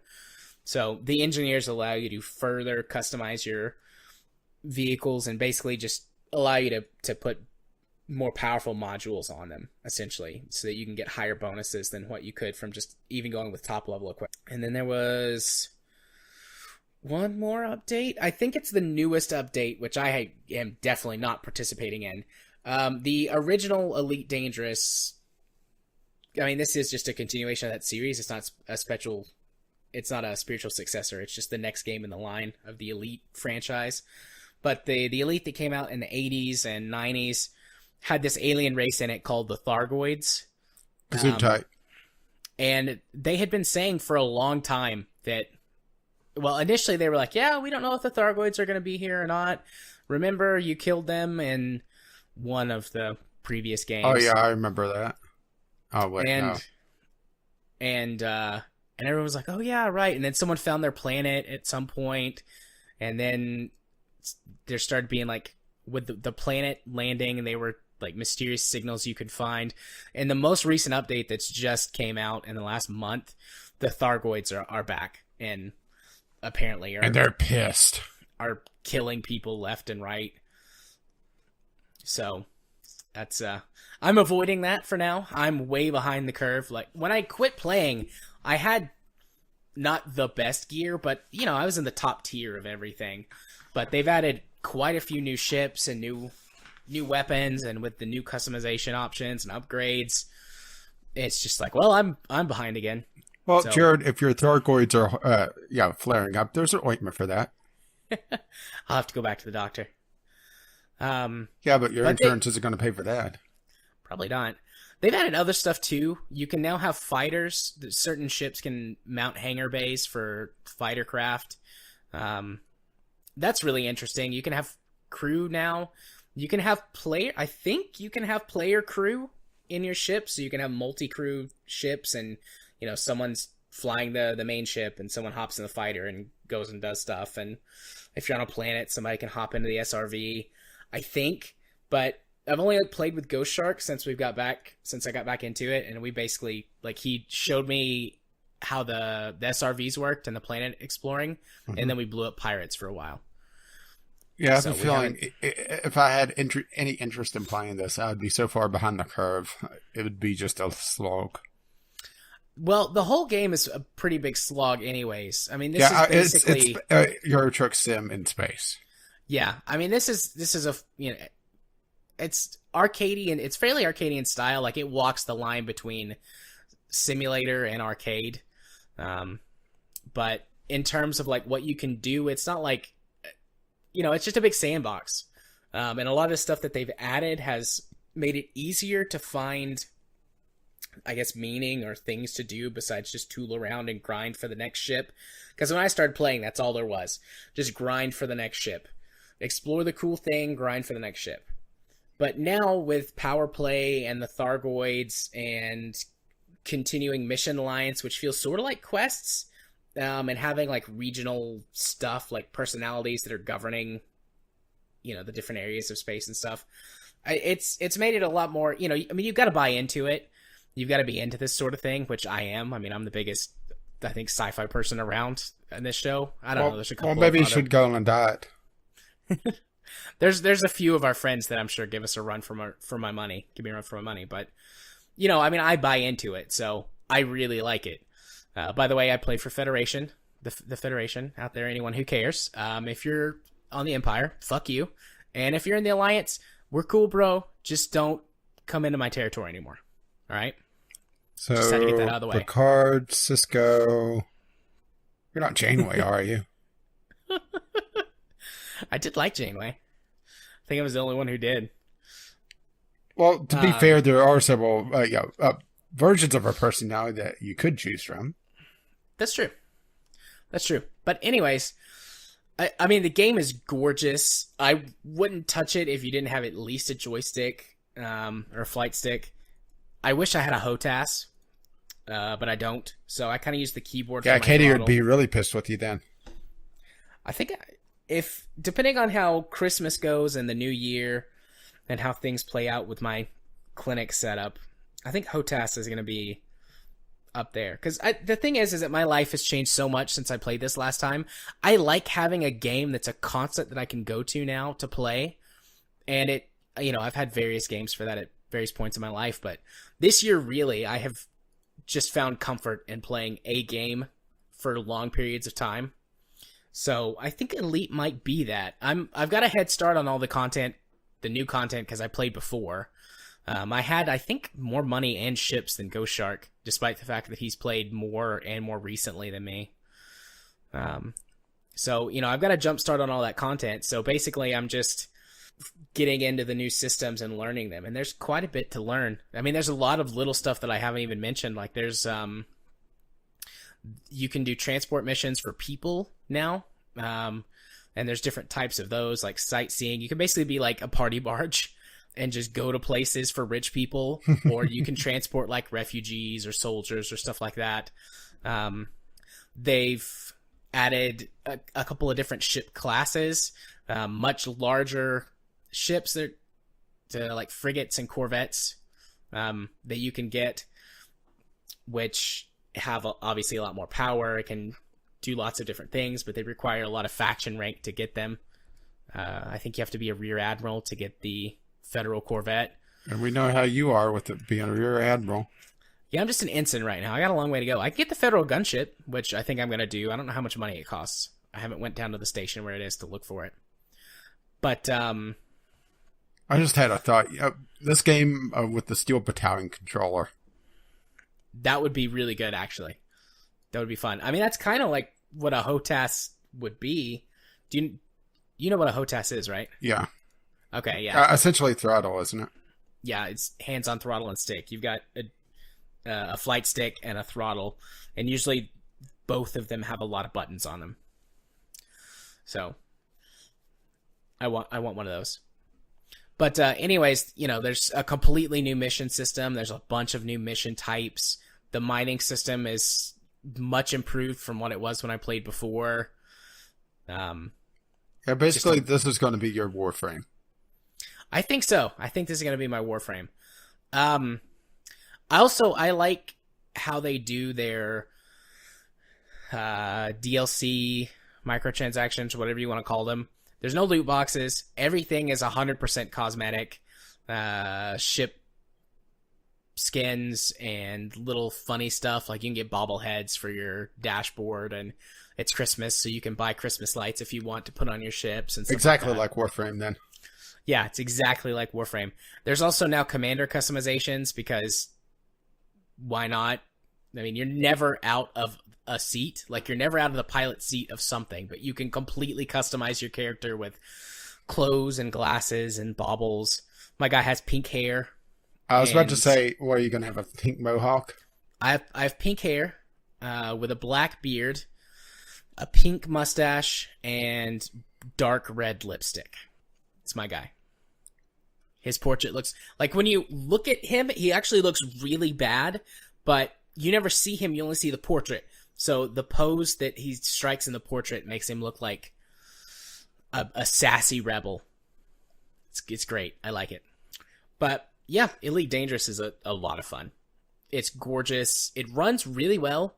I haven't mentioned, I don't think, that I've got my 144 hertz monitor now. And playing Elite Dangerous at 144 hertz versus playing it at 60 hertz is like two different games. But honestly, playing just about anything at 144 or 120 hertz is like playing a different game compared to 60 hertz. So you're saying once you go back to 60, it hurts? Haha. Yes, it does. It's weird. Even like... Now, here's the real question. Going back to play a console game. Ooh, that's interesting. Because when I played Halo 5, I hadn't gotten my monitor yet, so I should do that before my Xbox whatever subscription that I paid $1 for runs out. I think it runs out on the 14th.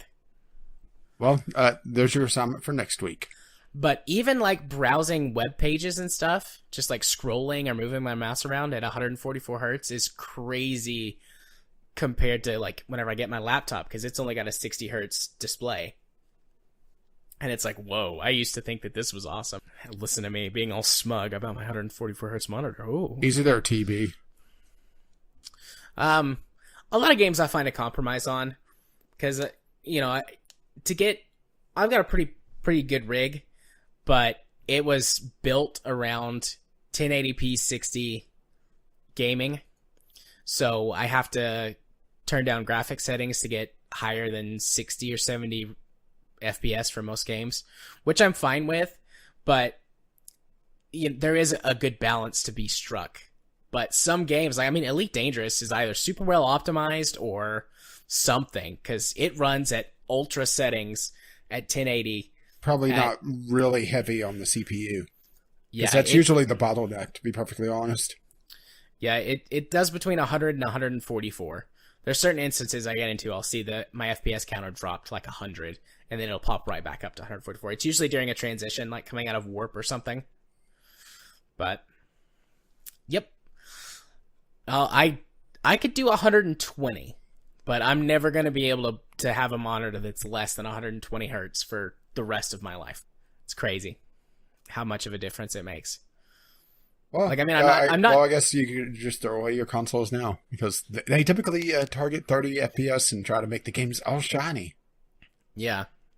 Or unless it's PUBG, then they try for 30 and get more like 15. Yeah. Which I don't think that was on our news docket, was it? No, you mentioned it. No, it's not. I found it hilarious as I was going through the news about, it's not running well on consoles. It doesn't run well on PC. Yeah. Unless you either have a beast of a machine or you have the magic setup. Or, all of the stars align and the gods of frame rate smile down upon you. And you made a small animal sacrifice. Yeah. You have to kill the chicken before you can try for the chicken dinner. But all right. Well, that's all the games that I played this week. And since we've been doing this at this point for nearly 2 hours, since we started recording, I need to take a break.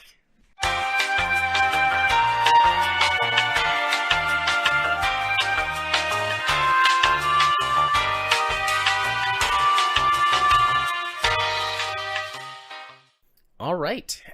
After a short break and a definitely good Franken content bit to cut out, we will move on to our first news topic. In this case, pair of news topics from the day, but we've combined them into one topic. Valve removes adult games from Steam.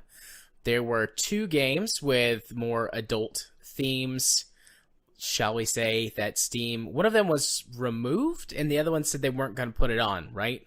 I believe both of them were removed, actually. I'd have to go double check that, actually. Because, there's some scuttlebutt going on with the second one. I haven't been able to find confirmation on anything yet, and it's sort of late breaking. Yeah, you found it just before we started.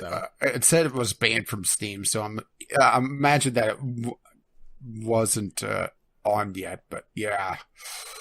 It's an odd thing going on with Steam just in general, where they seem to be really cracking down on more adult oriented gaming, especially on the indie side of things, and doubly especially on the visual novel side of things. Granted, not sure if this one well, let's give the names of the games. It is The Key to Enter Your Home, The Key to Your Home, the Key to Home, which has also a Japanese subtitle to it. At least I'm assuming that's Japanese with the kanji there.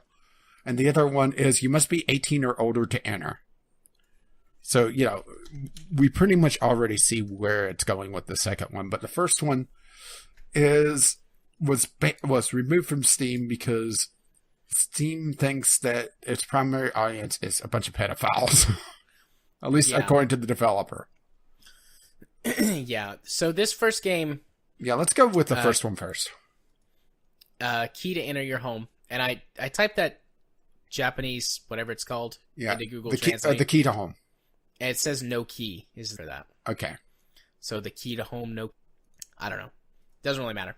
That game, The Key to Home, the cached version of the Steam page, the description for this game is this person's name, Hiroshi Kurinaga, is a boorish failure of an elementary school teacher. He's being blackmailed by a student, Rika Sakuma, a girl with demonic intelligence, into a wild scheme to rob the school of hidden fortune worth tens of millions of yen. Lies, cheating, and betrayal, students and teachers struggle against one another for dominance in this suspenseful thriller. Who will come out on top to claim the school's hidden fortune? This is a visual mystery novel for all gentlemen and gentlewomen who love little girls. And I think it's that little girl part that really kind of set off some red flags. That and some of the, I guess, the angles on some of this art. Yeah, rather low cut, very showing off of little girls. Yeah, the image for this, I mean, it's some kind of like necklace thing that this girl has in her mouth, but the way it's framed makes it look like she's sucking on a penis or something. And if you're, very clearly an adult, no problem. But, I mean, these are little girls. Like, the girl in the picture, according to this, is 9. Yeah. So she's a 4th grade girl that they've got possibly suggestively, showing her doing something a little seductive looking. And these devs are Japanese, right? I believe so. So I'll be just going off the name, and also this was cast on, I believe, the Japanese version of Steam. So just looking at the page itself, it has a lot of Japanese text on it. Even more so than you would expect with the subtitle and everything. Right. And in Japanese culture, maybe what they're doing is not risque, but in this instance, I totally see why Steam would be like, no, we're not going to put this on there because we're going to be liable for this. And it could be innocent, and these could just be a bunch of sassy, 4th and 5th graders.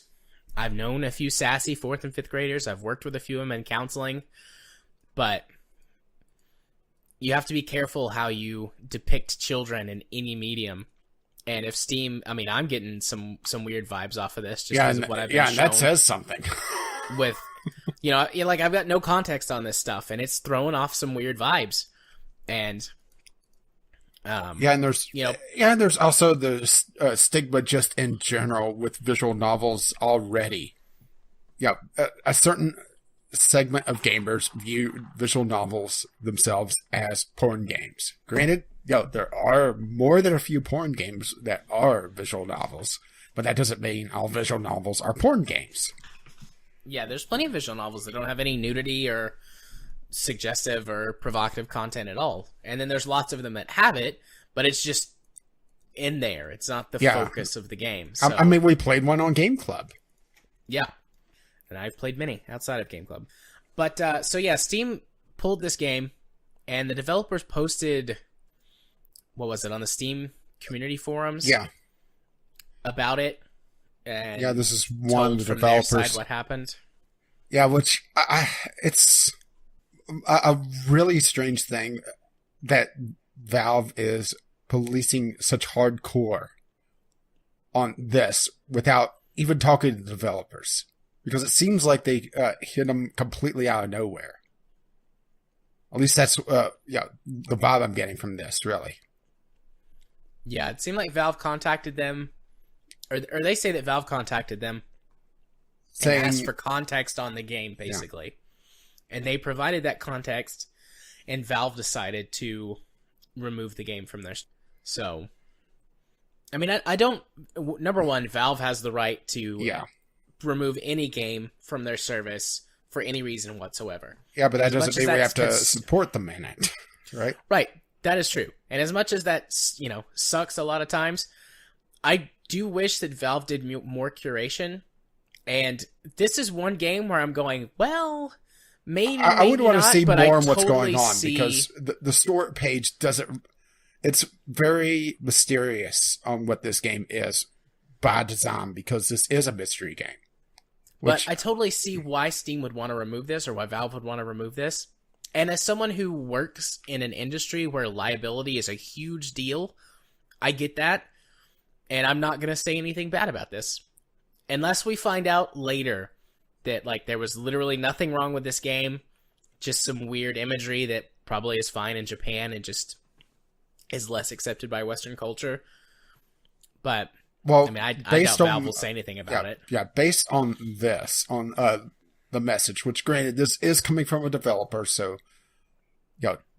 he could be, lying or, just trying to spin the image back in his way. He's talking about how this has already been approved in Japanese markets, as an all ages title, and it goes against the message that was being in the game in the first place. That the provocative art is there as kind of getting attention, but it's not the message of the game, and that there's no sexual acts at all in the game. So I think this may be a case of Valve wanting to protect themselves and possibly getting rid of a game without really playing it or figuring out what's going on. And granted, I understand that there's countless games on Steam and hundreds a week now because Steam Direct has just squirted diarrhea all over the Steam store. There's an image for you, right? Not okay without that image. Yeah, but not incorrect. But there is no way that Valve could test every game and figure out what is appropriate or not and have to go off of reports. But this is also something that I think they should have sent if not a demo, send more context, not just have one back and forth and that's it, if that's what this is. It feels weird to, with how this game is portrayed, though. And I think that may be just coming off of a Japanese developer not understanding Western culture. Yeah. I'd love to see Valve take some other games off of Steam, though. What about there's at least 2 PlayerUnknown's Battlegrounds VR games, or VR ripoff games, coming out in the next week. And there's been like a dozen different versions of it already. And I'm not just talking, Battle Royale in general. I'm talking about literally the logo only slightly tweaked, or, the same font used different, or PlayerUnknown written slightly differently. Known players, unknown battleground. Yeah. So, they won't police that and make the store look like it's the fucking Google Play Store with all the ripoffs. But they won't have a dialogue here to figure out what's going on. Assuming, once again, I am siding a little bit more on the developer because I don't know the context here. And I've never played this game. So it's tough for me to really say, that, yes, this is definitely a pedophile game. And there's this knee-jerk reaction that's been on the internet just in general. Especially with YouTube causing an adpocalypse, because there's been some suggestive things with children, and all the advertisers have been pulling out of different ads, and YouTube has been trying to go crazy on that front. Maybe Valve is looking at that and thinking, oh shit, we need to act now. Yeah, maybe. I'm siding more with Valve on this one, actually. And like I said, I just wish I knew more context of what's going on exactly. Yeah, I mean, I wish I had more context as well. But I'm just approaching it strictly from a liability aspect. Yeah, see, just from I'm working looking at in it a as field more of a gamer aspect. I don't have that background. But basically, both of us want more context, and I don't know if we'll get it. The developer might say some more stuff, but I imagine to hear something from Valve, too. Yeah, I imagine this is going to be released on another platform if it hasn't already. And this is just, trying to get on a bigger platform, because Valve or Steam is still, the major player. But I would say it's it's that last line in the synopsis and a couple of these lower key shots, hers looks like stomping on something, and the upskirt shot. Even though, it's blacked out. It's the shadow. But the big image where you can see a panty shot I went to the Japanese store that he linked to see more images. So, I definitely understand where this is coming from. I think this could have been localized a little bit better. It's just it's such a strange thing. And then mix on to that this other game that's been pulled. Or been banned. You must be 18 or older to enter, which is a sort of parody of, a parody / throwback of looking at porn in the 90s, trying to sneak on the family computer. and using that as a visual novel kind of joke thing, it seems. Yeah. And supposedly it got thrown off. Well, we don't know exactly why it got thrown off, but supposedly there's an erect penis in it. Oh, no. Oh, no. And ASCII porn. Yeah, I mean, it's all ASCII. I mean, it's not even real pictures. It's dots. It's the best dots. High quality dots. It's such a strange thing to be policing this, you know? Yeah. This you must be 18 or older to enter looks really silly. Yeah, it looks silly. I could understand Valve being worried about a family-friendly image. And this probably comes back to the whole liability thing once again. Because, if a child gets a hold of this, oh no. They basically get penis. I'm looking for something more than just the trailer that's in the Tech Raptor article. Well, if you go to the Rock Paper Shotgun, it shows a couple images, and it doesn't show a lot. But Honey Pop is a hell of a lot more explicit. Yeah, it is. Okay, so I'm on their itch.io page. Okay, so it looks like it's this weird, like, horror jump scare game, but instead of a monster, it's like your mom. Yeah, coming up behind you. It's like, what are you doing? None of these images are very pornographic. That's very clearly like people wearing underwear and bras, people kissing. Well, I just jumped to go to like 350 on the gameplay. You could see probably the most explicit stuff. I think that's supposed to be the penis. 350? Yeah, 350-ish. There's a... it's tough to really make out. I think that's a dude masturbating. Well, you just got sold in the game, right? But it's hard to tell. I mean, if someone wants to get off to this, they are putting in a lot more effort. I think that's supposed to be doggy style. It's really hard to tell. Yeah, because it's all ASCII stuff.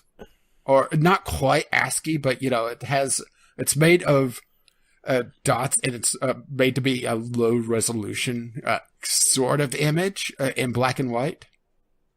Yeah. So I would almost call it sort of a monochrome pixel art in a way, because it's all built around essentially punctuation periods and that sort of thing, just with different scales of gray. Yeah. I'm trying to see if I can figure out what happens like if you get caught by your mom. You get grounded. I have no idea if that's true or not. It's just I understand probably why Valve wants this off, since they have such a hard stance on pornographic games. I mean, how they've made it really tough for developers to have decensor patches now. But at the same time, it's they're policing this, but they are perfectly all right with violence. It's just such a strange thing, and just in general, really. I'm not talking about just this one game, but just the way nudity is treated in video games, the way sex is treated in video games. Yeah. And we're going to be talking more about more adult themes later in another segment, and how that's viewed in video games. It's just there's this disconnect with how video games portray something, but they still treat it as a toy, but then tell gamers to grow up as a medium. It's such a weird disconnect. Yeah. Still looking. I'm on YouTube now trying to see if I can find what happens if you're looking for the penis. Let's be perfectly honest. I already saw the penis. I mean, I could think of games that are a hell of a lot more explicit than this. Hell, Rust is a lot more explicit than this. Conan Exiles is a hell of a lot more explicit than this. The only thing that's different... No. I just had a thought. if they ban this, what's going to happen to Gary's mod? There's a lot of stuff in game. Oh, it's just a text crawl on the right side of the screen. You jump in your seat. Oh, crud. You have to do something. What's this? Somebody's going to hear it. Your heart is pounding. And then, like, the options start flashing in colors. And if you pick one, it's like, ooh, that was a close call. And if you don't pick one, you get caught. And that's it. All right. Basically, Cool. this is a big hubbub over really nothing, but it's more discussing Valve, well, being thrown in with the other game also, but Valve policing some things, but then, just letting other things just go absolutely crazy. Yeah.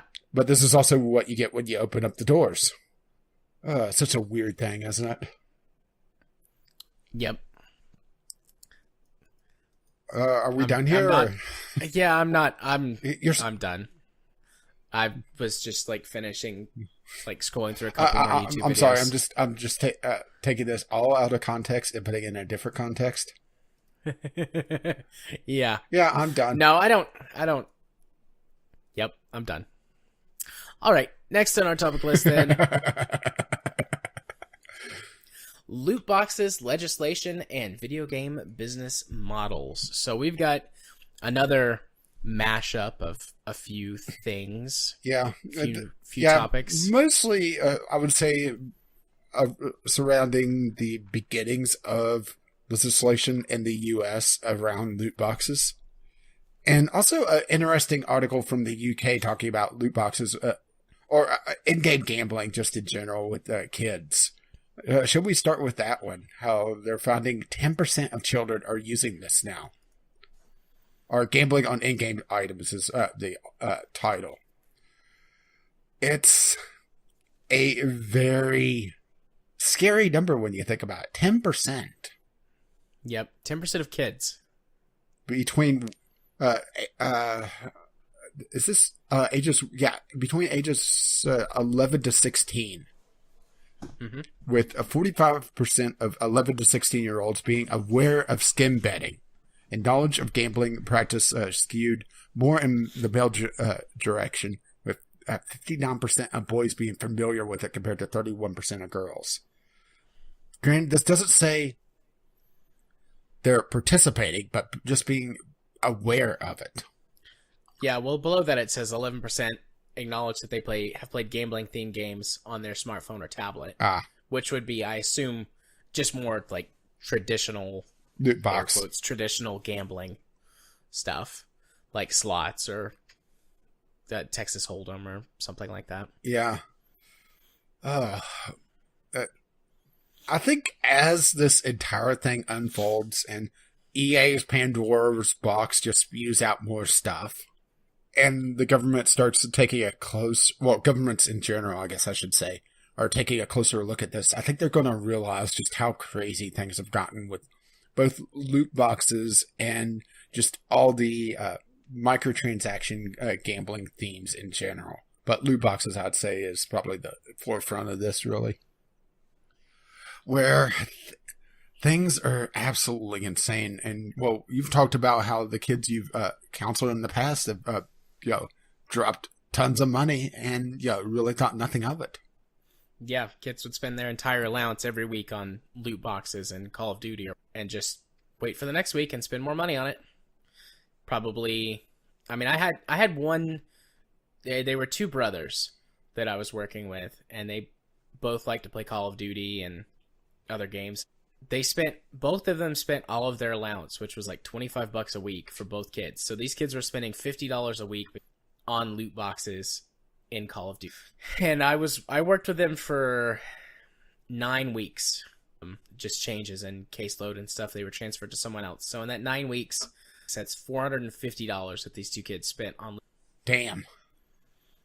Just think what you would be able to do on, not even just Steam, but hell, just used games in general, in like GameStop or something.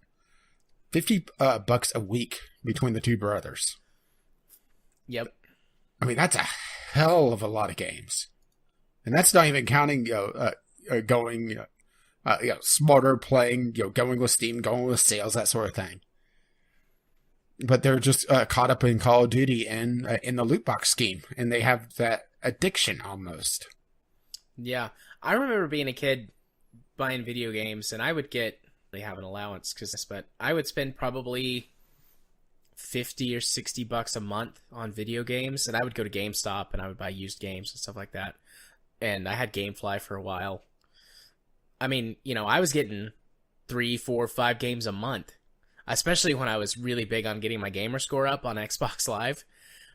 I was going through tons of games, but I was getting games for that kind of money instead of just packs of shit. Hell, well, right now my wallet in Steam has about $30 in it. With the Christmas sale coming up, I could probably get a dozen games with that of either decent or really good quality. Or, I could just spend it on loot boxes. It's just, it blows my mind to, spend it all on essentially cosmetic stuff. Yeah. And you mentioned addiction a minute ago, and Yeah. addiction possibly, but I think normalization is the more appropriate term for a lot of these kids. Just because they're at one of the most impressionable periods of their lives. And it just is normal for them to spend that kind of money on this sort of thing. And so some of them, I'm sure, have the pretense to actually become gambling addicts. But, normalizing behavior and creating long-lasting habits in people is like, that's a company's wet dream. Get them while they're young. Get them spending this much money every week. And they'll keep doing it into adulthood. And when they have more money, they'll probably spend more money. Sorry, just had flashback to George Carlin and Dogma.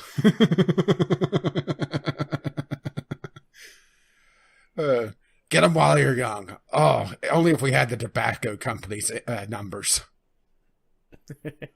Yeah. But, that's exactly what it is. What's happening. Whether or not they've done it, done that on purpose, that's what's happening, and that's where we're headed. Yeah, which frightens me, and I don't, as much as I've called for government intervention, that's always been, the final resort after all the industry safeguards have failed. Yeah. It shouldn't have gone to this point. The ESRB, even though I realize it is an industry body and it looks out for the industry, not the consumer. That was the original purpose of the ESRB, was the industry protection first. It should have stepped in long ago. Yep. But it didn't. And then it should have stepped in recently.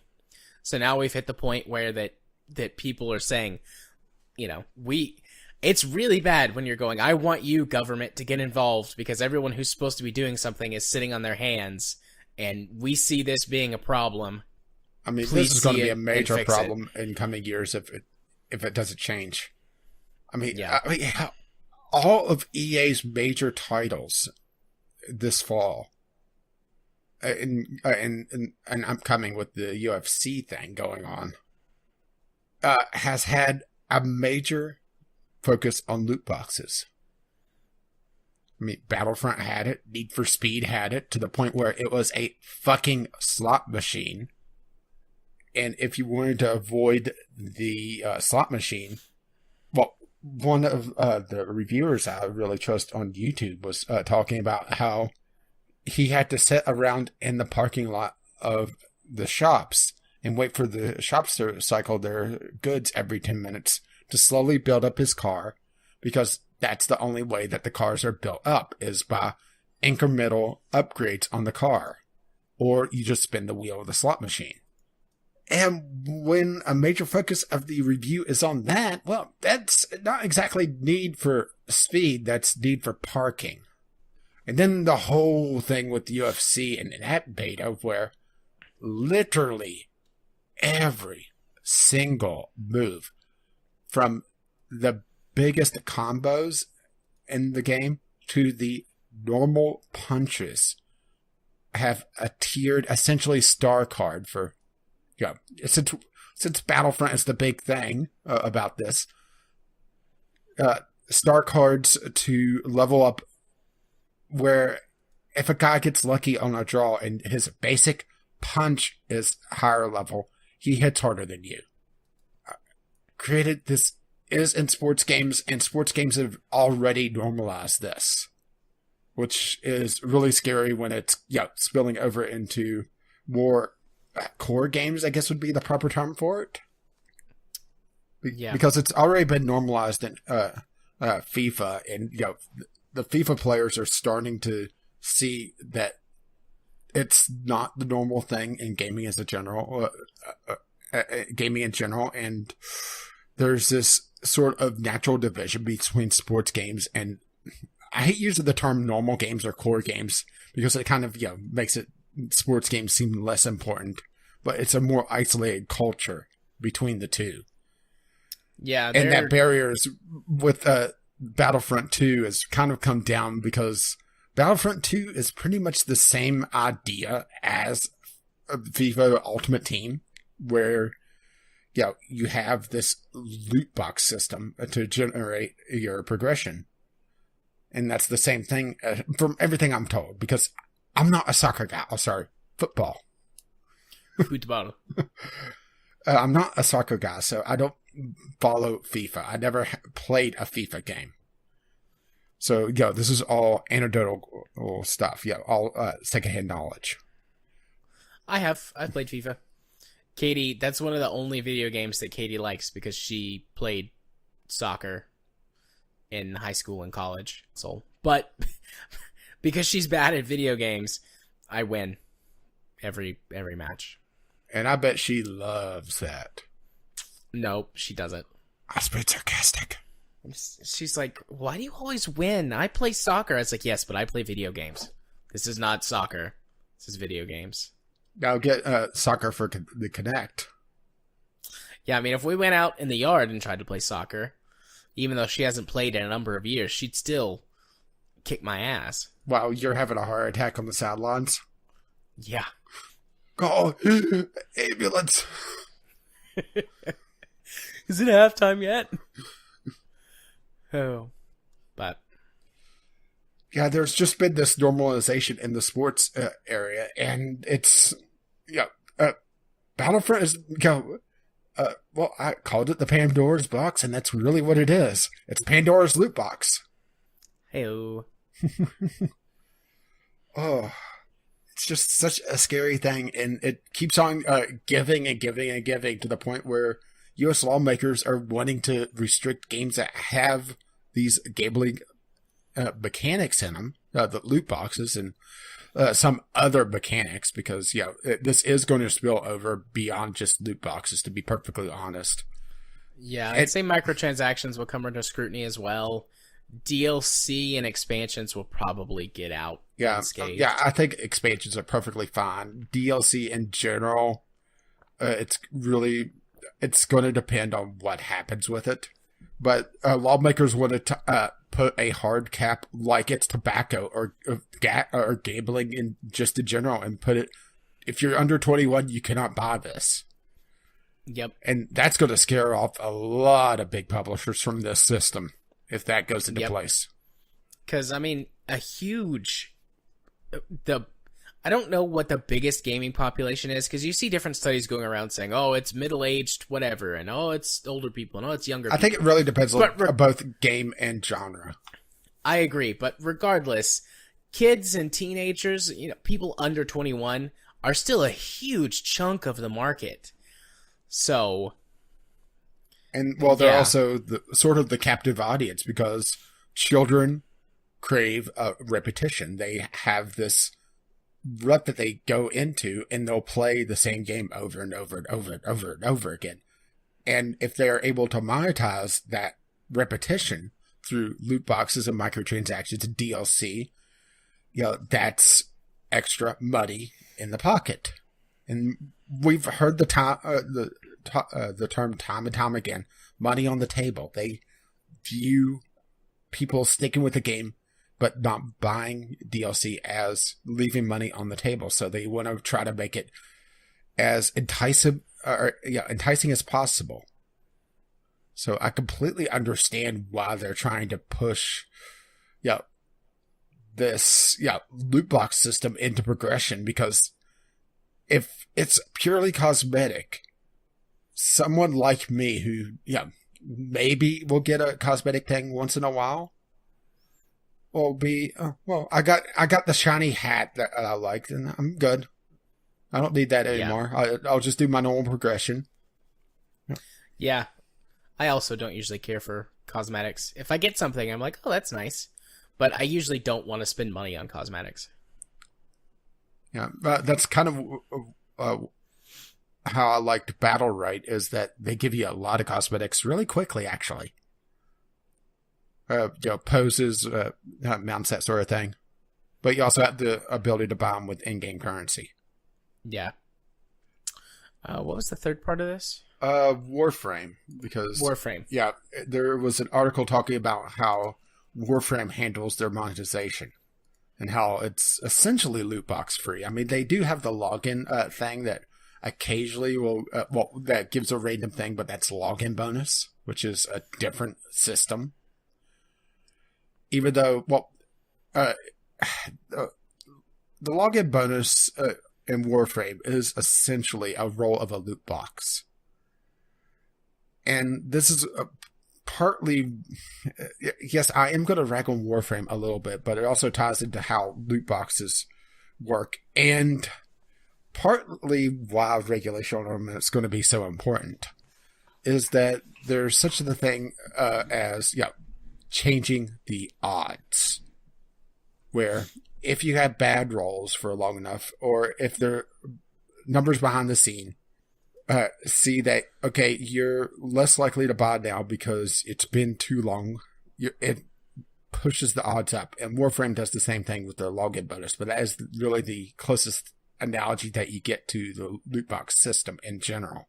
Warframe's monetization is based mostly around cosmetics or rushing progression, but Warframe is also in a unique position where it is a PvE game. And most of the currency that's traded is the premium currency, and you're able to really fund your entire play, if you wish, through trading, and that makes it, pretty unique, actually, doesn't it? Yeah, I think Warframe probably has one of the best free-to-play monetization methods. I also like how that the wargaming devs that do warships and World of Tanks and World of Warplanes do theirs, because they have you have individual currencies for the games, like the non-premium currency is separate for each game, but you have one premium currency that is shared across all games, and their loot boxes are for rewards, just for playing, and the rest of the content is that you can buy is actual stuff, like cosmetics, premium warships, things like that. Although I don't like the idea of premium content that you can't get at all unless you spend money, because, but you still have to get the premium currency in Warframe, though, in order to trade things, right? No, you're able to do it with the in-game credits, which the credits is essentially a limiter to be able to prevent just mass trading, to be perfectly honest, because there's a trading tax that's in the credits. But the platinum's pretty much what's used for everything. Okay. So it's like just a way to pull money out of the economy, like other MMOs do? Yeah. Okay. Yeah, it's the credits are pretty much a governor on the in-game progression through crafting or just trading. But overall, it's pretty much the premium currency is what's used for cosmetics and for trading, that sort of thing. And there's no way to trade credits directly. Yeah. So that's probably, honestly, one of the reasons that Warframe has lasted so long, is they have a good business model. Well, that, and also, they push content. Yeah, they have a good game that pushes regular content updates and improvements and they have a really good, fair business model. You could probably stand on two of those things. Yeah. But if they only had one of them, the game wouldn't survive. Although it's difficult to say, because there have been games that are really good with shitty business models that have fallen apart, like Battlefront. I mean, Battlefront sold a gajillion copies because it's Star Wars, but I've heard nothing but complaints since they pulled out all of the microtransactions and loot boxes and stuff, because with the game being designed completely around that terrible business model, it's just an awful grind fest. So, even though it's supposedly a really great game in terms of playing it, it's fallen apart because their business model was so bad. Yeah, and this is mostly a fluff beast talking about Warframe, and we wanted to throw it in as sort of a showing that not everything is loot boxes. And granted, I did talk about the login bonus, but that's more of a bridge to anything. Yeah. Is there anything else here to really talk about? I don't think so. Warframe's pretty good. If you've never played it, you should go play it, guys. We've talked about it many times over the last couple of years at this point. Yeah, I mean, it's my go-to, just kind of veg out game. It's go in and just slaughter things. And with some very satisfying combat. Murder all aboard the murder train. And Q Rage's train. Nope, we had that earlier. Which hopefully you'll edit out. Yeah, I will. See, this time I just kept talking instead of stopping. I did the thing that you said that I should do several times, but I always stop anyways. Mm-hmm. Yeah, that's right. And I just pointed it out because I'm a professional. Anyway, let's move on to our last news topic for the week. UK MPs and campaigners call Detroit Become Human repulsive. First of all, what is an MP? A medical practitioner. Oh, wait. Pretty much their version of Parliament, or their version of Congress, from what I could tell, if I remember correctly. Member of Parliament, and it's just shortened to MP. Yeah. All right, cool. So, essentially, they're congressmen. Yep, learn something new every day. Okay, cool. So, they're Congress and campaigners? Yeah, basically, people crying out, outrage. Gotcha. Are saying that Detroit Become Human is repulsive because of the most recent trailer. Well, at least when this was released, I'm not sure there's been another trailer. Essentially, there's a child abuse scene. Well, for those who don't know, Detroit Become Human is sort of a spiritual successor to Heavy Rain. It's a story-driven, quick-time event. Interactive movie? Would that be a fair term for it? Sort of. I've played Heavy Rain. I mean, there are gameplay elements, but it's mostly an interactive movie, I think would be a fair thing to call it. Yeah, it's a lot of quick time events and walking around and things like that. And in this game, there's androids, and they're starting to gain sentience. And in the trailer, there is a child who is being abused. And you have the choice to either save the child through your various actions, or by killing her father, because you're looking at the child and figuring out she wants her father dead, or doing nothing, or not really nothing, but making the wrong choices, and the child dies. And they're calling it repulsive because child abuse should not be a form of entertainment. And technically, on that comment, I agree. Child abuse should not be a form of entertainment. But if Detroit Become Human was a movie or a book that was exploring this same concept, nobody would say a thing.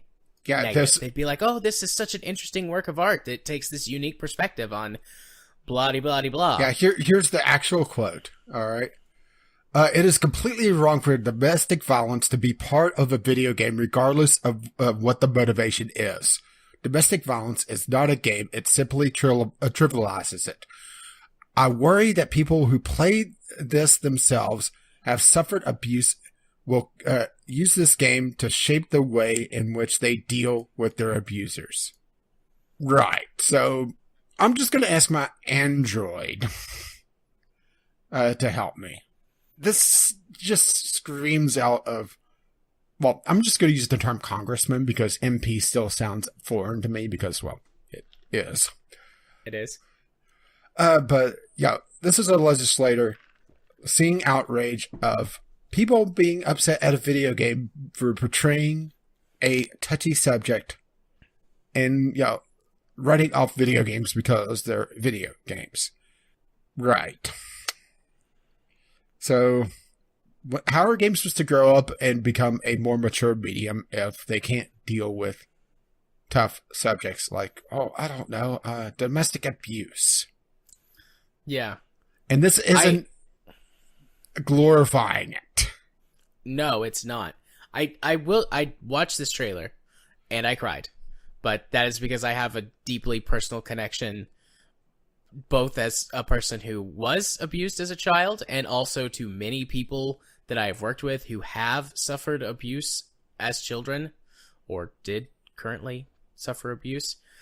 But I liked it. I've thought to myself, man, I wish that I could get this and use it for therapy with some kids, because giving children agency in that situation, giving them the ability to control how they would handle the situation, is an incredibly powerful tool that can be used to heal and allow them to move on and gain new agency in their lives. It wouldn't like fix, I'm making quotes, it wouldn't like fix the problem, but it could be a very useful tool for helping kids or even older people who suffered abuse as kids to, a lot of times they will feel guilty or bad and like, what if I had done this differently, or what if I could do this differently? And you can't go back in time, but if you can live this out, if you can play this out in different ways and have emotional reactions yourself to the potential actions that you could have taken, like that's an extremely powerful tool. And I don't think that this game was designed with that specifically in mind, but I could apply it in therapy. And it makes me really angry to just read about politicians and other people who don't know what the fuck they're talking about. Yeah, there's the flip side of up in arms about it. Of the regulation call. Yeah. Because the politicians don't understand video games. They see them as toys, especially when they try to deal with more mature subject matter. And I'm going to link Boogie 2988's video talking about this subject because he also suffered abuse as a child. And yeah, it's very touching to hear him talk about how this should be in video games, how we should be able to talk about this. And that's what this is. It's a discussion. It's not glorifying. You're not beating a child yourself. I mean, can you imagine if the Android was being a kid? That would be completely understandable outrage, but it's not. But it is the Daily Mail, so... Yeah. Isn't the Daily Mail the most conservative in the UK? I'm not 100% sure on UK politics. Without going, like, far right-winger. They're, like, sort of on the edge. I'm not 100% sure. I've been listening to a lot more of LBC, not just Mystery Hour, and I'm learning very slowly, starting to learn about I think British politics. Yeah, I think LBC is on the left side of the political spectrum. Oh yeah, they definitely are. Well, I haven't listened to a lot of their stuff, but you pick up little bits and pieces whenever he's talking about it on the Mystery Hour podcast. I'm glad that's gotten such mileage out of you. Oh, it's so good. My I think I've said this on the podcast before. I know I've told you, but I got my mom listening to it. She likes it. She texted me the other day, or every time she listens, she texts me. She's like, "Hey, I just started listening to a new episode of Mystery Hour." the other day, she texted me and she's like, "I'm getting in our hot tub with a margarita and Mystery Hour." You should tweet. She should tweet him that. Yeah. One day I'm gonna get up early enough to actually listen and call in at but Sorry. I mean I could call in at any point, but just because of the time difference, his 3 hour stint is done at like 8 in the morning. So I'd have to get up earlier than I usually do in order to listen live and call in. But one day I'm gonna do it. Now I'm tempted to get something like Skype credits to do it. Because I imagine that would probably be cheaper. I don't know. Gets a good point. But yeah, back to this subject. I just one day video games can be considered a mature medium that can tackle heavy subject matter without everyone flipping their shit. Well, unfortunately, I think it's going to take at least a generation dying. Yep. Because right now, the older generation, they view video games as a toy. They don't see them as an art form. They don't see it as a story medium. And unfortunately, I don't think there's any changing that. Outside of just the progress of the ages. Which, yeah, it makes me sound very cold-hearted when I say it like that, but it's the truth. I mean, people are very ingrained in their ways. They see certain things as foolish. And it's hard to really get someone to look at something with an open mind. They'll see video games as something like Mario. I mean, Mario is probably the best example, to be perfectly honest. And they don't see how, abuse or heavy subject matter could be dealt with in a Mario game. Well, outside of princess rape. Yeah. Bowser's a single dad, though. That's a pretty big deal. Well, he keeps trying to marry the mom, but she just don't have anything to do with it.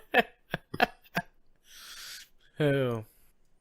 All right. Anything else you want to say about this, or are you ready to move on to the next topic? I think we're ready to move on to the corner.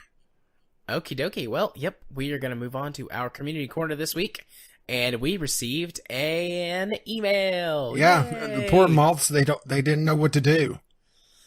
This email comes to us from our good old Jimmy Jam. That is Jim3535. Also, he sent in some questions, and Jim, I have your questions, but yeah, he also sent us he tweeted us in an article, but it was pretty much an overview of what we already talked about. So, was Jim the one who sent us the Reddit whatever? That's definitely nowhere near the title, but the long one that was the interview with the guy who figured out the loot box stuff in Battlefront 2. Yeah, Patient Zero. Yeah. Or no, he would be Pandora.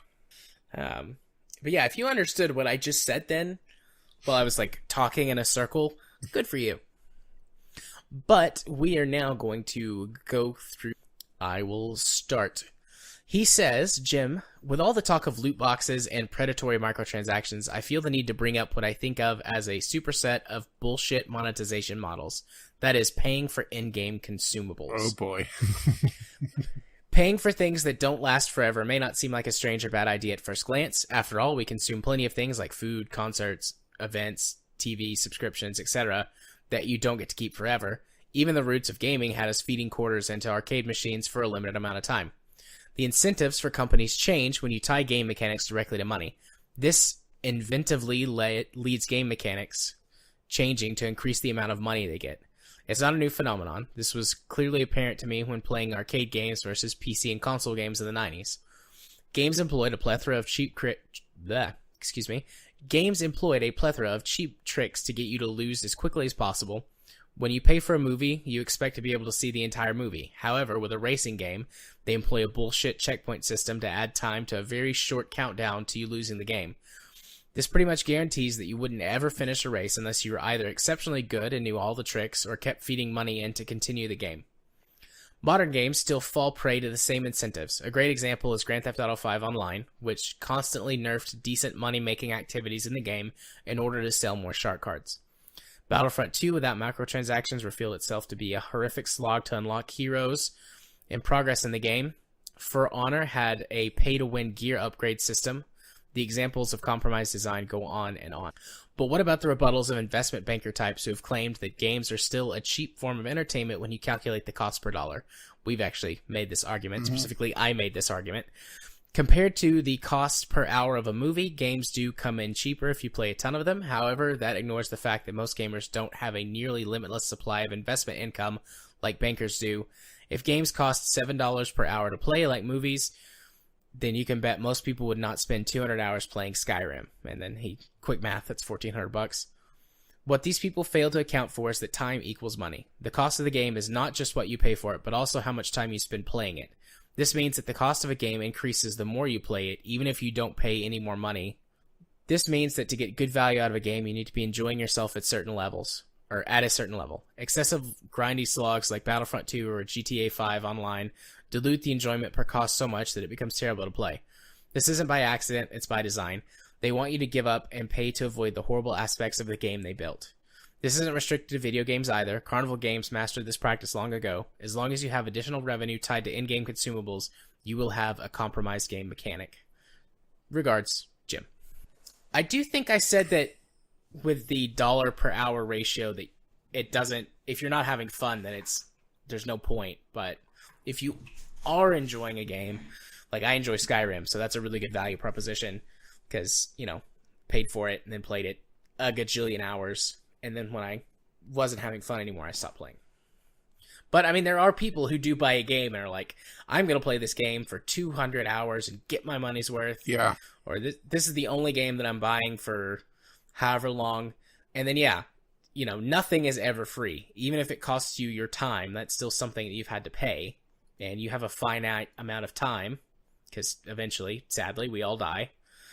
So, Jim and I have been talking a lot back and forth about microtransactions and stuff, and he hasn't quite completely changed my mind, but he's made a lot of really good points to counter things that I and we have said, like, well, if it's a free-to-play game, it doesn't matter.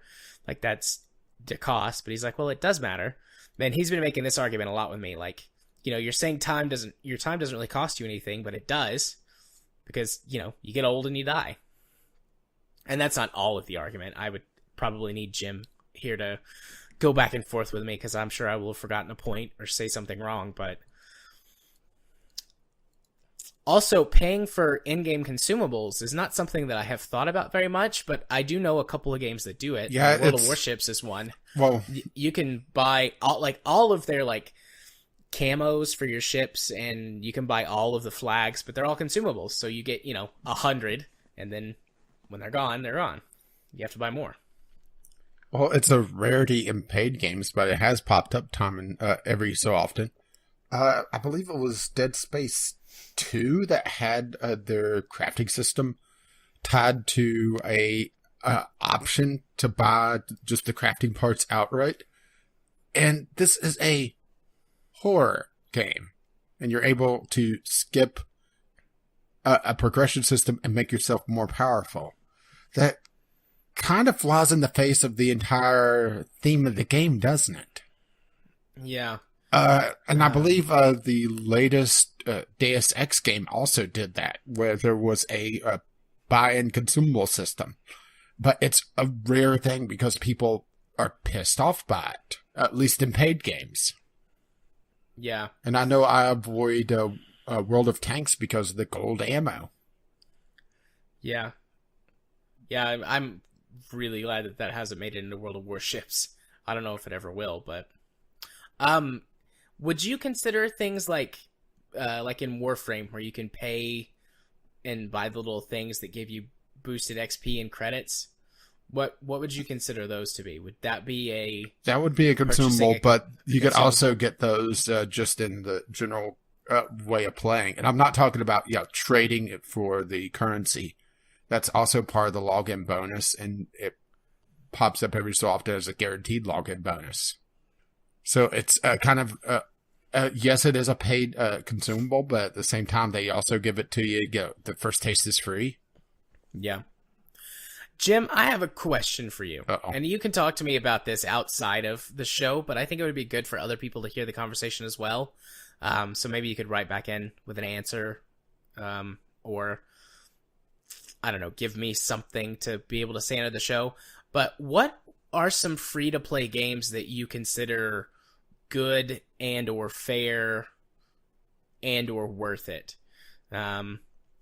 We've poked fun at this a little bit before about how that you tend to dislike any free-to-play game we find, mostly because you hate the monetization system and you hate the grind. And that's fair. Like I said, you've been changing my mind about a lot of that stuff, and this whole Battlefront 2 thing has brought so much of this in the forefront. We've been thinking and talking about it a lot. But what are some games that you yourself, as probably the harshest sort of critic that I know for this sort of stuff, just what are some good free-to-play games that you consider fair and fun? Send it in next week, or you can talk to me about it and just give me something that I can report. But I just love to hear. I'd love to know. I think we've kind of briefly talked about this once, but I don't remember the conversation. Yeah. Thanks. Also, thanks for the letter, Jim. And well, he also did tweet us. Hang on, let me find it on here. This trend shows how microtransactions are increasingly ruining games. It's just too profitable to compromise game design, so you can charge money to fix it. And he linked the article talking, basically the overview of the entire loot box clusterfuck, with the interview as well. Well, if I remember it, I'll put it in the show notes, but it's at theringer.com, so you should be able to find it there. It's Reddit fighting microtransaction exploitation in video games. So, yeah, easy enough to find if need be. But if you wish to send us in a letter like Jimmy Jam did, or should it be Jam Jimmy, since I have to be contrarian to you? It can be whatever. You can send it to vglpodcast@gmail.com, or just tweet us like Jim also did, VGL Podcast on the Twitter. Jim's birthday was pretty recent too. He told me about it. Because he's now 36. Because he told me that he's like, oh, my birthday, something, what was it he said? My birthday means that I'm no longer Jim 35. I'm now Jim 36, or something like that. Oh, so he leveled up. Yeah, you leveled up, Jim. You did it. Yeah, but of course, if we use the term from, what was it, NCIS or CSI, one of the crappy daytime from a real crime things on TV now. Leveling up means something completely different now. Or did you ever see that terrible episode that they did on Gamergate? I don't think I did. Let's just put it this way: it was cringy as hell. Oh. All right. Which one was it? Which show? It was the one with Ice Cube. Oh, that was Law and Order SVU. See why I was getting the letters confused? Because I don't watch them to begin with. I mean, I don't watch them anymore, but I used to. I mean, he was talking about, oh yeah, I heard about that. It's better than Civilization 5 with the the Beyond, whatever the expansion is, and I'm blanking on it now. It's just, it's basically dialogue, insert random game dialogue. Oh. Alrighty then. Did we have any more tweets or anything? No, that was it. Okay. Would you like to tell the good ladies and gentlemen what we're hitting the music email address is? Oh, I already did the email. Oh, did you? Yeah. Okay. I remember the email. The 1 week. Well, I forgot it. It's bglpodcast@gmail.com. Oh, thank you. Now I remember. Ding. You see what I did there? You see? Anyways, what was that you were saying about something? We're actually hitting the music because we actually get the discovery queue this time around. That is right. Yeah, and boy, my queue is weird. I hit something immediately less just what the fuck. So I'm just going to send this to you because we need a little bit of what the fuck after about a month of not having it. Getting Over It with Benedict Fodley. This is, I don't know, a guy in a pot pushing himself with a sledgehammer. All right, let me.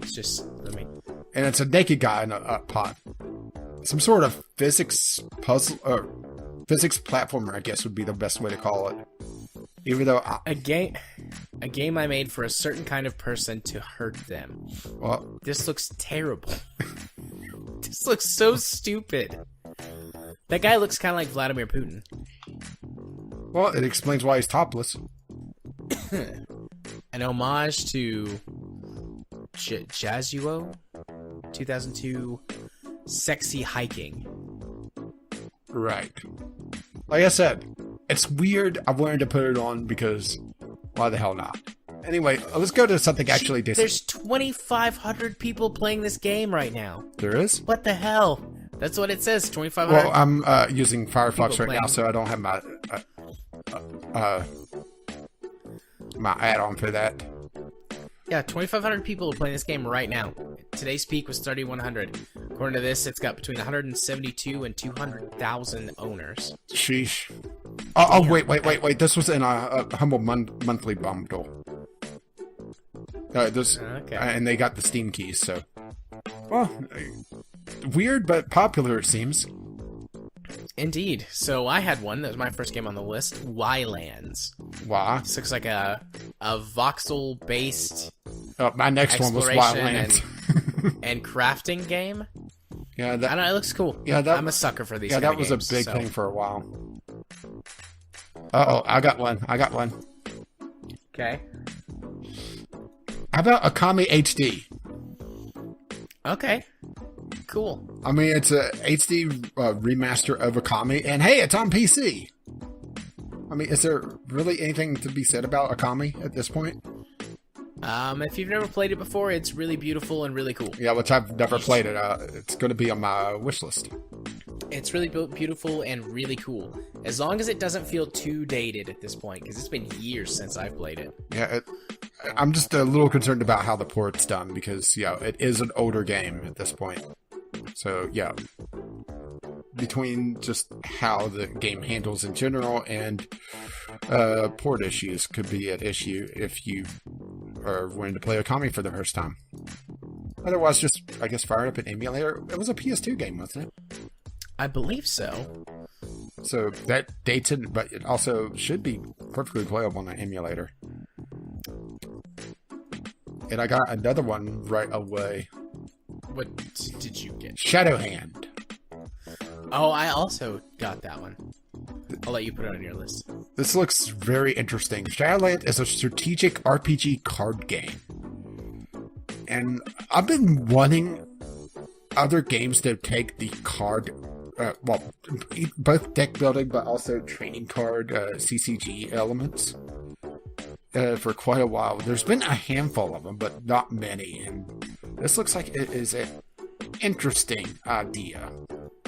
It looks very RPG heavy. So it's definitely not going to be for everyone, but it may be my jam. Indeed. Well, this next game looks like one of my jam. World of Final Fantasy. Oh boy. It is a Final Fantasy game with chibi-style characters. And it's Pokemon meets Final Fantasy. You're like the main characters, and you capture the chibi-style Final Fantasy characters and go about your adventures using them to battle foes and go through each of the Final Fantasy worlds and, I don't know, do cool Final Fantasy stuff. It looks like it's got stuff from everything from Final Fantasy 7 up. But looks like it's also frame rate locked. Yeah, looks like it's locked at 30 FPS. Well, that's going to be a problem for you. That's sad. That is sad. I have been wanting to play a JRPG here lately, though. When did this release?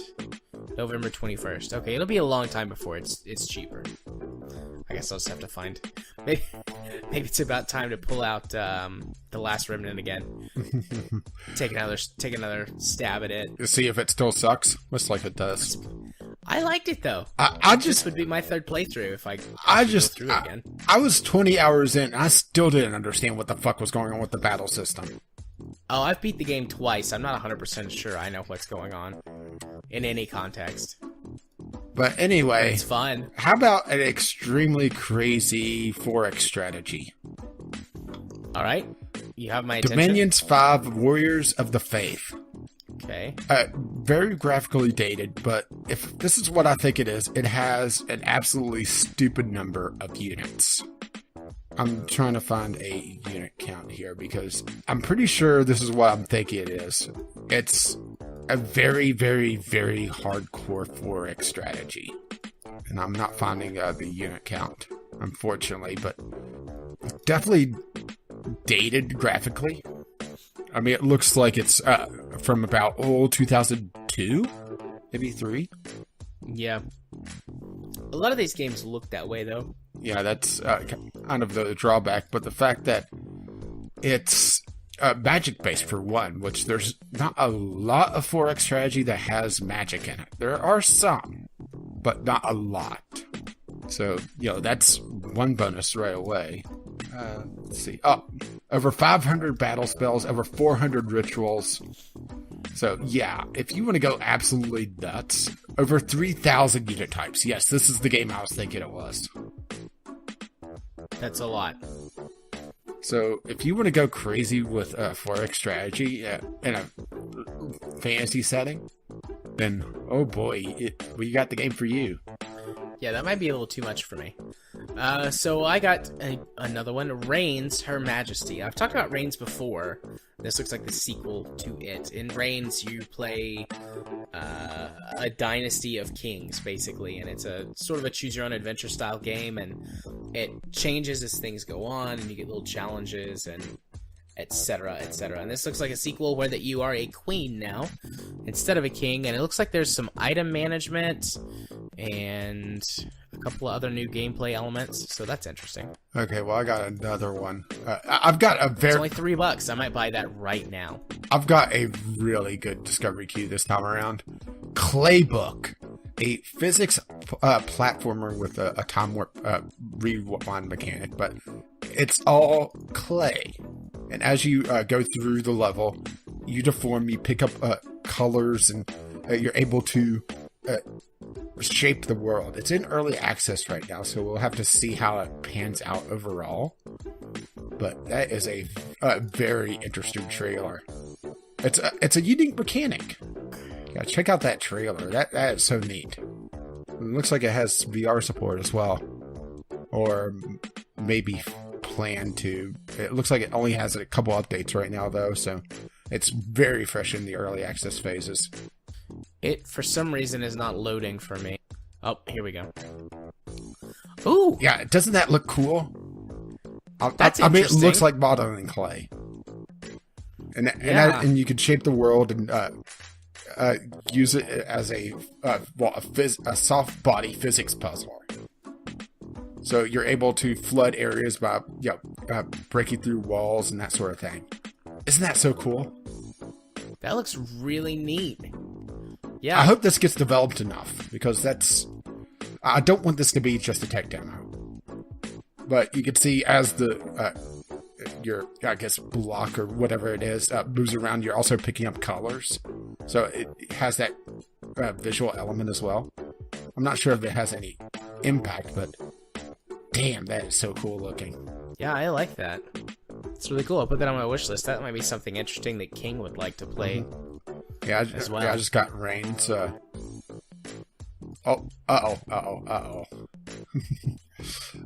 My discovery queue, it's like, welcome back! Here's everything good! Hands of Fate 2.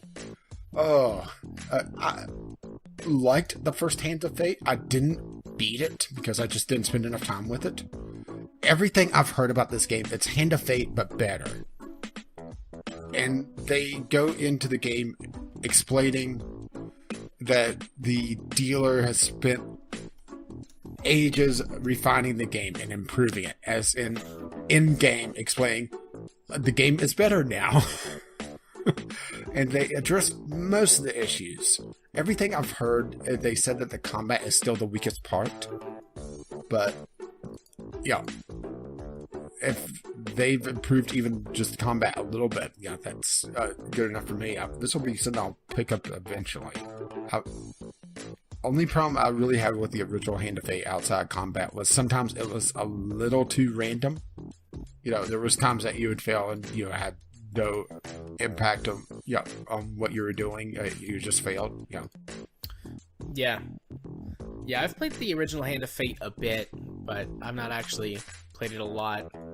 But I mean, it's a good game, and I've heard nothing but good things about Hand of Fate 2. By the way, I'm through my Discovery queue. Yeah, I just finished mine. So I had 3 games. You had what? Wait, 6? Yeah, you had 6. Well, do you want, what was it? Shadowhand? Do you want to take that for yours? Nah, it's fine. Well, I just don't want you to get jealous. Oh, I'm not jealous. Much. But yeah, Discovery Queue is welcoming me back, I guess. I mean, there's indeed. Really I mean, I got a few good games as well, so mine wasn't like terrible. I think you just had mine was just a conga line of good stuff, or at least interesting stuff. Because I'm not sure if Dominions would be something that I would want to play, because that may be a little too much, but it may be interesting to some of the 4X strategy fans out there. But that Playbook, I think that's the winner for me right now. Or in that queue. Yeah. Or at least out of games that I didn't hear about before, because that is so cool. Go check out the trailer for Playbook. Yeah. It was really good looking. Really cool looking art style. Okie dokie. So, time for you start plugging things? That is right. Well, that wraps up the portion, or all the bits of the show, and now we're to the one where I get to go first and tell you where you can find my stuff. If you want to find my YouTube channel, you can do so by searching for Gaming Psychologist on YouTube. I'm currently working on a mining video I've discussed for ages on the show, and it's been on our topic list, like our general topic list, for me to talk about like different mining systems in video games. And I sat down and I just started writing a script the other day before I got sick. Like, I just want to talk about this. I've been playing Elite Dangerous and doing mining in that, and I just finished a Factorio run. And that game is all about, well, not all about, but I mean, a huge portion of that game is making sure you're mining enough shit. So I was like, I'm going to do this. I'm going to talk about mining in video games and put together a list of some good games and some bad games. And I don't know if this is going to be like 2 videos or 3 videos, but it's going to be at least 2 videos right now. And then your scientists go like, nope. Yeah, and then I got sick, so. But that's what I'm working on right now. I'm hoping to have that done in the next week. Put out something nice before I leave on my vacation, or to go visit my family in 2 weeks. Other than that, if you want to follow me on Twitter, you can do so at JMA4707. If you want to watch me stream games on Twitch, which nobody said anything about streaming games, but I think I'm going to start streaming again on Monday night. Either Monday night or Thursday night. Both of those nights are pretty good nights for me to stream. And if you want to watch me stream games or participate, if they are multiplayer games in the community stuff that we do, you can do so over at twitch.tv/jarthur4707. If you want to be my friend on Steam, my Steam username is jarthur4707. I accept all friend requests and love to talk to you lovely, lovely people. And please keep the questions coming in.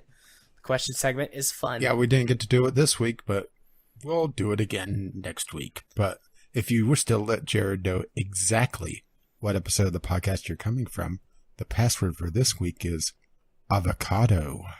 I don't like avocados very much. Avocado. Or guacamole. Anyways, what about you? Well, my YouTube channel is slowly coming back online. I didn't do the Sunday Sampler this past week because like I said, I struck out. I had one game that was just an unfinished mess. Let's put it this way. When I shut down the game, I did so because I couldn't progress through the tutorial, because I got partway through and I talked to the guy again it's like, okay, well, maybe he gives me an idea of where to go, because there's absolutely no map. This was a farming game. and it was telling me, okay, go feed your livestock, because it started you with an actual farm, which is unusual for a farming game. Yeah, well, I should say the Harvest Moon Stardew Valley style farming game, not farming simulator style. All right. And also, your grandfather was alive, which is very strange for these games. Anyway, talk to my grandpa again to find out. Okay, maybe you'll tell me where the livestock is to feed it. It reset the tutorial. But my progress didn't reset. So I couldn't finish the tutorial because I had already watered the fields. So you could see why I was like, okay, well, I'm not going to spend time with this. And there was also other weird things, like all sorts of little invisible walls around all the objects. So there was all sorts of weird collision things. So you can imagine why I didn't want to do a video on it. Outside of, just starting to bash every single thing. And I usually like to have some degree of competence in the videos, or in the games I play for my videos. Occasionally. But yeah, that's why I didn't have the Sunday sampler, because, that. But I am slowly getting content up and running again. Never Alone is just had its third episode of just clunky platformer fun. RimWorld, I have my build pretty much set. It took me longer than I expected, just because it updated over Thanksgiving, and major family holiday. Mods aren't going to update it quite quickly. Plus, there were some major changes to some things, so it took a while for certain things to get updated. As a matter of fact, some things still aren't updated and won't be for ages, but I need to get going on that. But, slowly getting that up and running. And Divinity, well, we'll see about that. Probably going to be at least a few weeks, because I want to build up content for that. That seems like a smart thing to do, right? Absolutely. So probably New Year's for Divinity. And we will be finishing it, and then we'll move on to another game. We pretty much have that one sorted out. We'll be doing another collab with Jared, but we do want to get more stuff in the can. And not finding a way to screw us over as well would be very much appreciated. But you can find that absolute nonsense, as well as the Sunday Sampler, where I usually do something completely random. And it's usually some sort of review on a game over at Gaming with Caffeine Rage. Or you just see me tweet about who knows what over at Gaming with CR. I was tweeting earlier about PUBG having unstable frame rates on Xbox. Completely shocking, I might add. Shocking. Yeah, no one expected that. Yeah, no one expects the Spanish Inquisition. No one expects the Spanish Inquisition. And since we're still rambling, you could ramble to us. See what I did there? VGL podcast at gmail.com with your letters, voicemails, gaming-related topics, questions, or just tweet them to us, VGL podcast, on the Twitter. You can also support us with a pledge on Patreon, patreon.com/VGL podcast. There has been a change with how Patreon is handling pledges, so do be careful about that. They're doing a service charge. And I just want to be sure to let people know about that. Granted, we don't have many patrons on there, but we don't want people to just get blindsided by that. I believe it's a 2.5% charge plus 35 cents. Yes. Which basically, the larger your donation is, the less that will affect you. Yeah. Yes, technically you will be charged more money, but the less overall percentage of your contribution that is. But if you are like a dollar patron, which is the bread and butter for most Patreon accounts, you're going to see a really big increase, because you're going to be paying your dollar plus 2%, which is 2 cents, plus 35 cents. So you're going to be paying nearly $1.50 to donate $1. Yeah, I've been seeing a lot of podcasts talking about this, and especially podcasts that have a heavy focus on their patrons at the $1 to $5 range. just getting hammered by people dropping because that fee's adding up. And I just wanted to throw that out there to let people know. I didn't want people to get blindsided. So a little bit of a service announcement. But we do greatly appreciate our backers. Indeed. And, well, if you wish to read the show notes or get the RSS feed, you can find it over at vglpodcast.podbean.com, which has been paid for by our generous backers, and thank you once again. Or if you don't need the RSS feed but want to see us on iTunes, Google Play, or what was it, Stitcher? Stitcher? Okay. Yep. You can find us on those services as well. Our intro and outro music is On the Ground by Kevin McLeod, and our Discovery Cue music makes a return, which is Doobly Doo by the same artist. And you can find his work at incompetech.com. And as always, as his lovely music starts to roll across my voice, bye-bye now. See ya. Bye. I actually did a little wave. I was like, bye-bye, and I waved. They can't see you. You can't see me wave. Thankfully. You can't see me either. But believe me, if this was a video podcast, we would have no viewers whatsoever. Don't sell yourself short, buddy. You're mighty attractive in my book. Bye-bye. Help.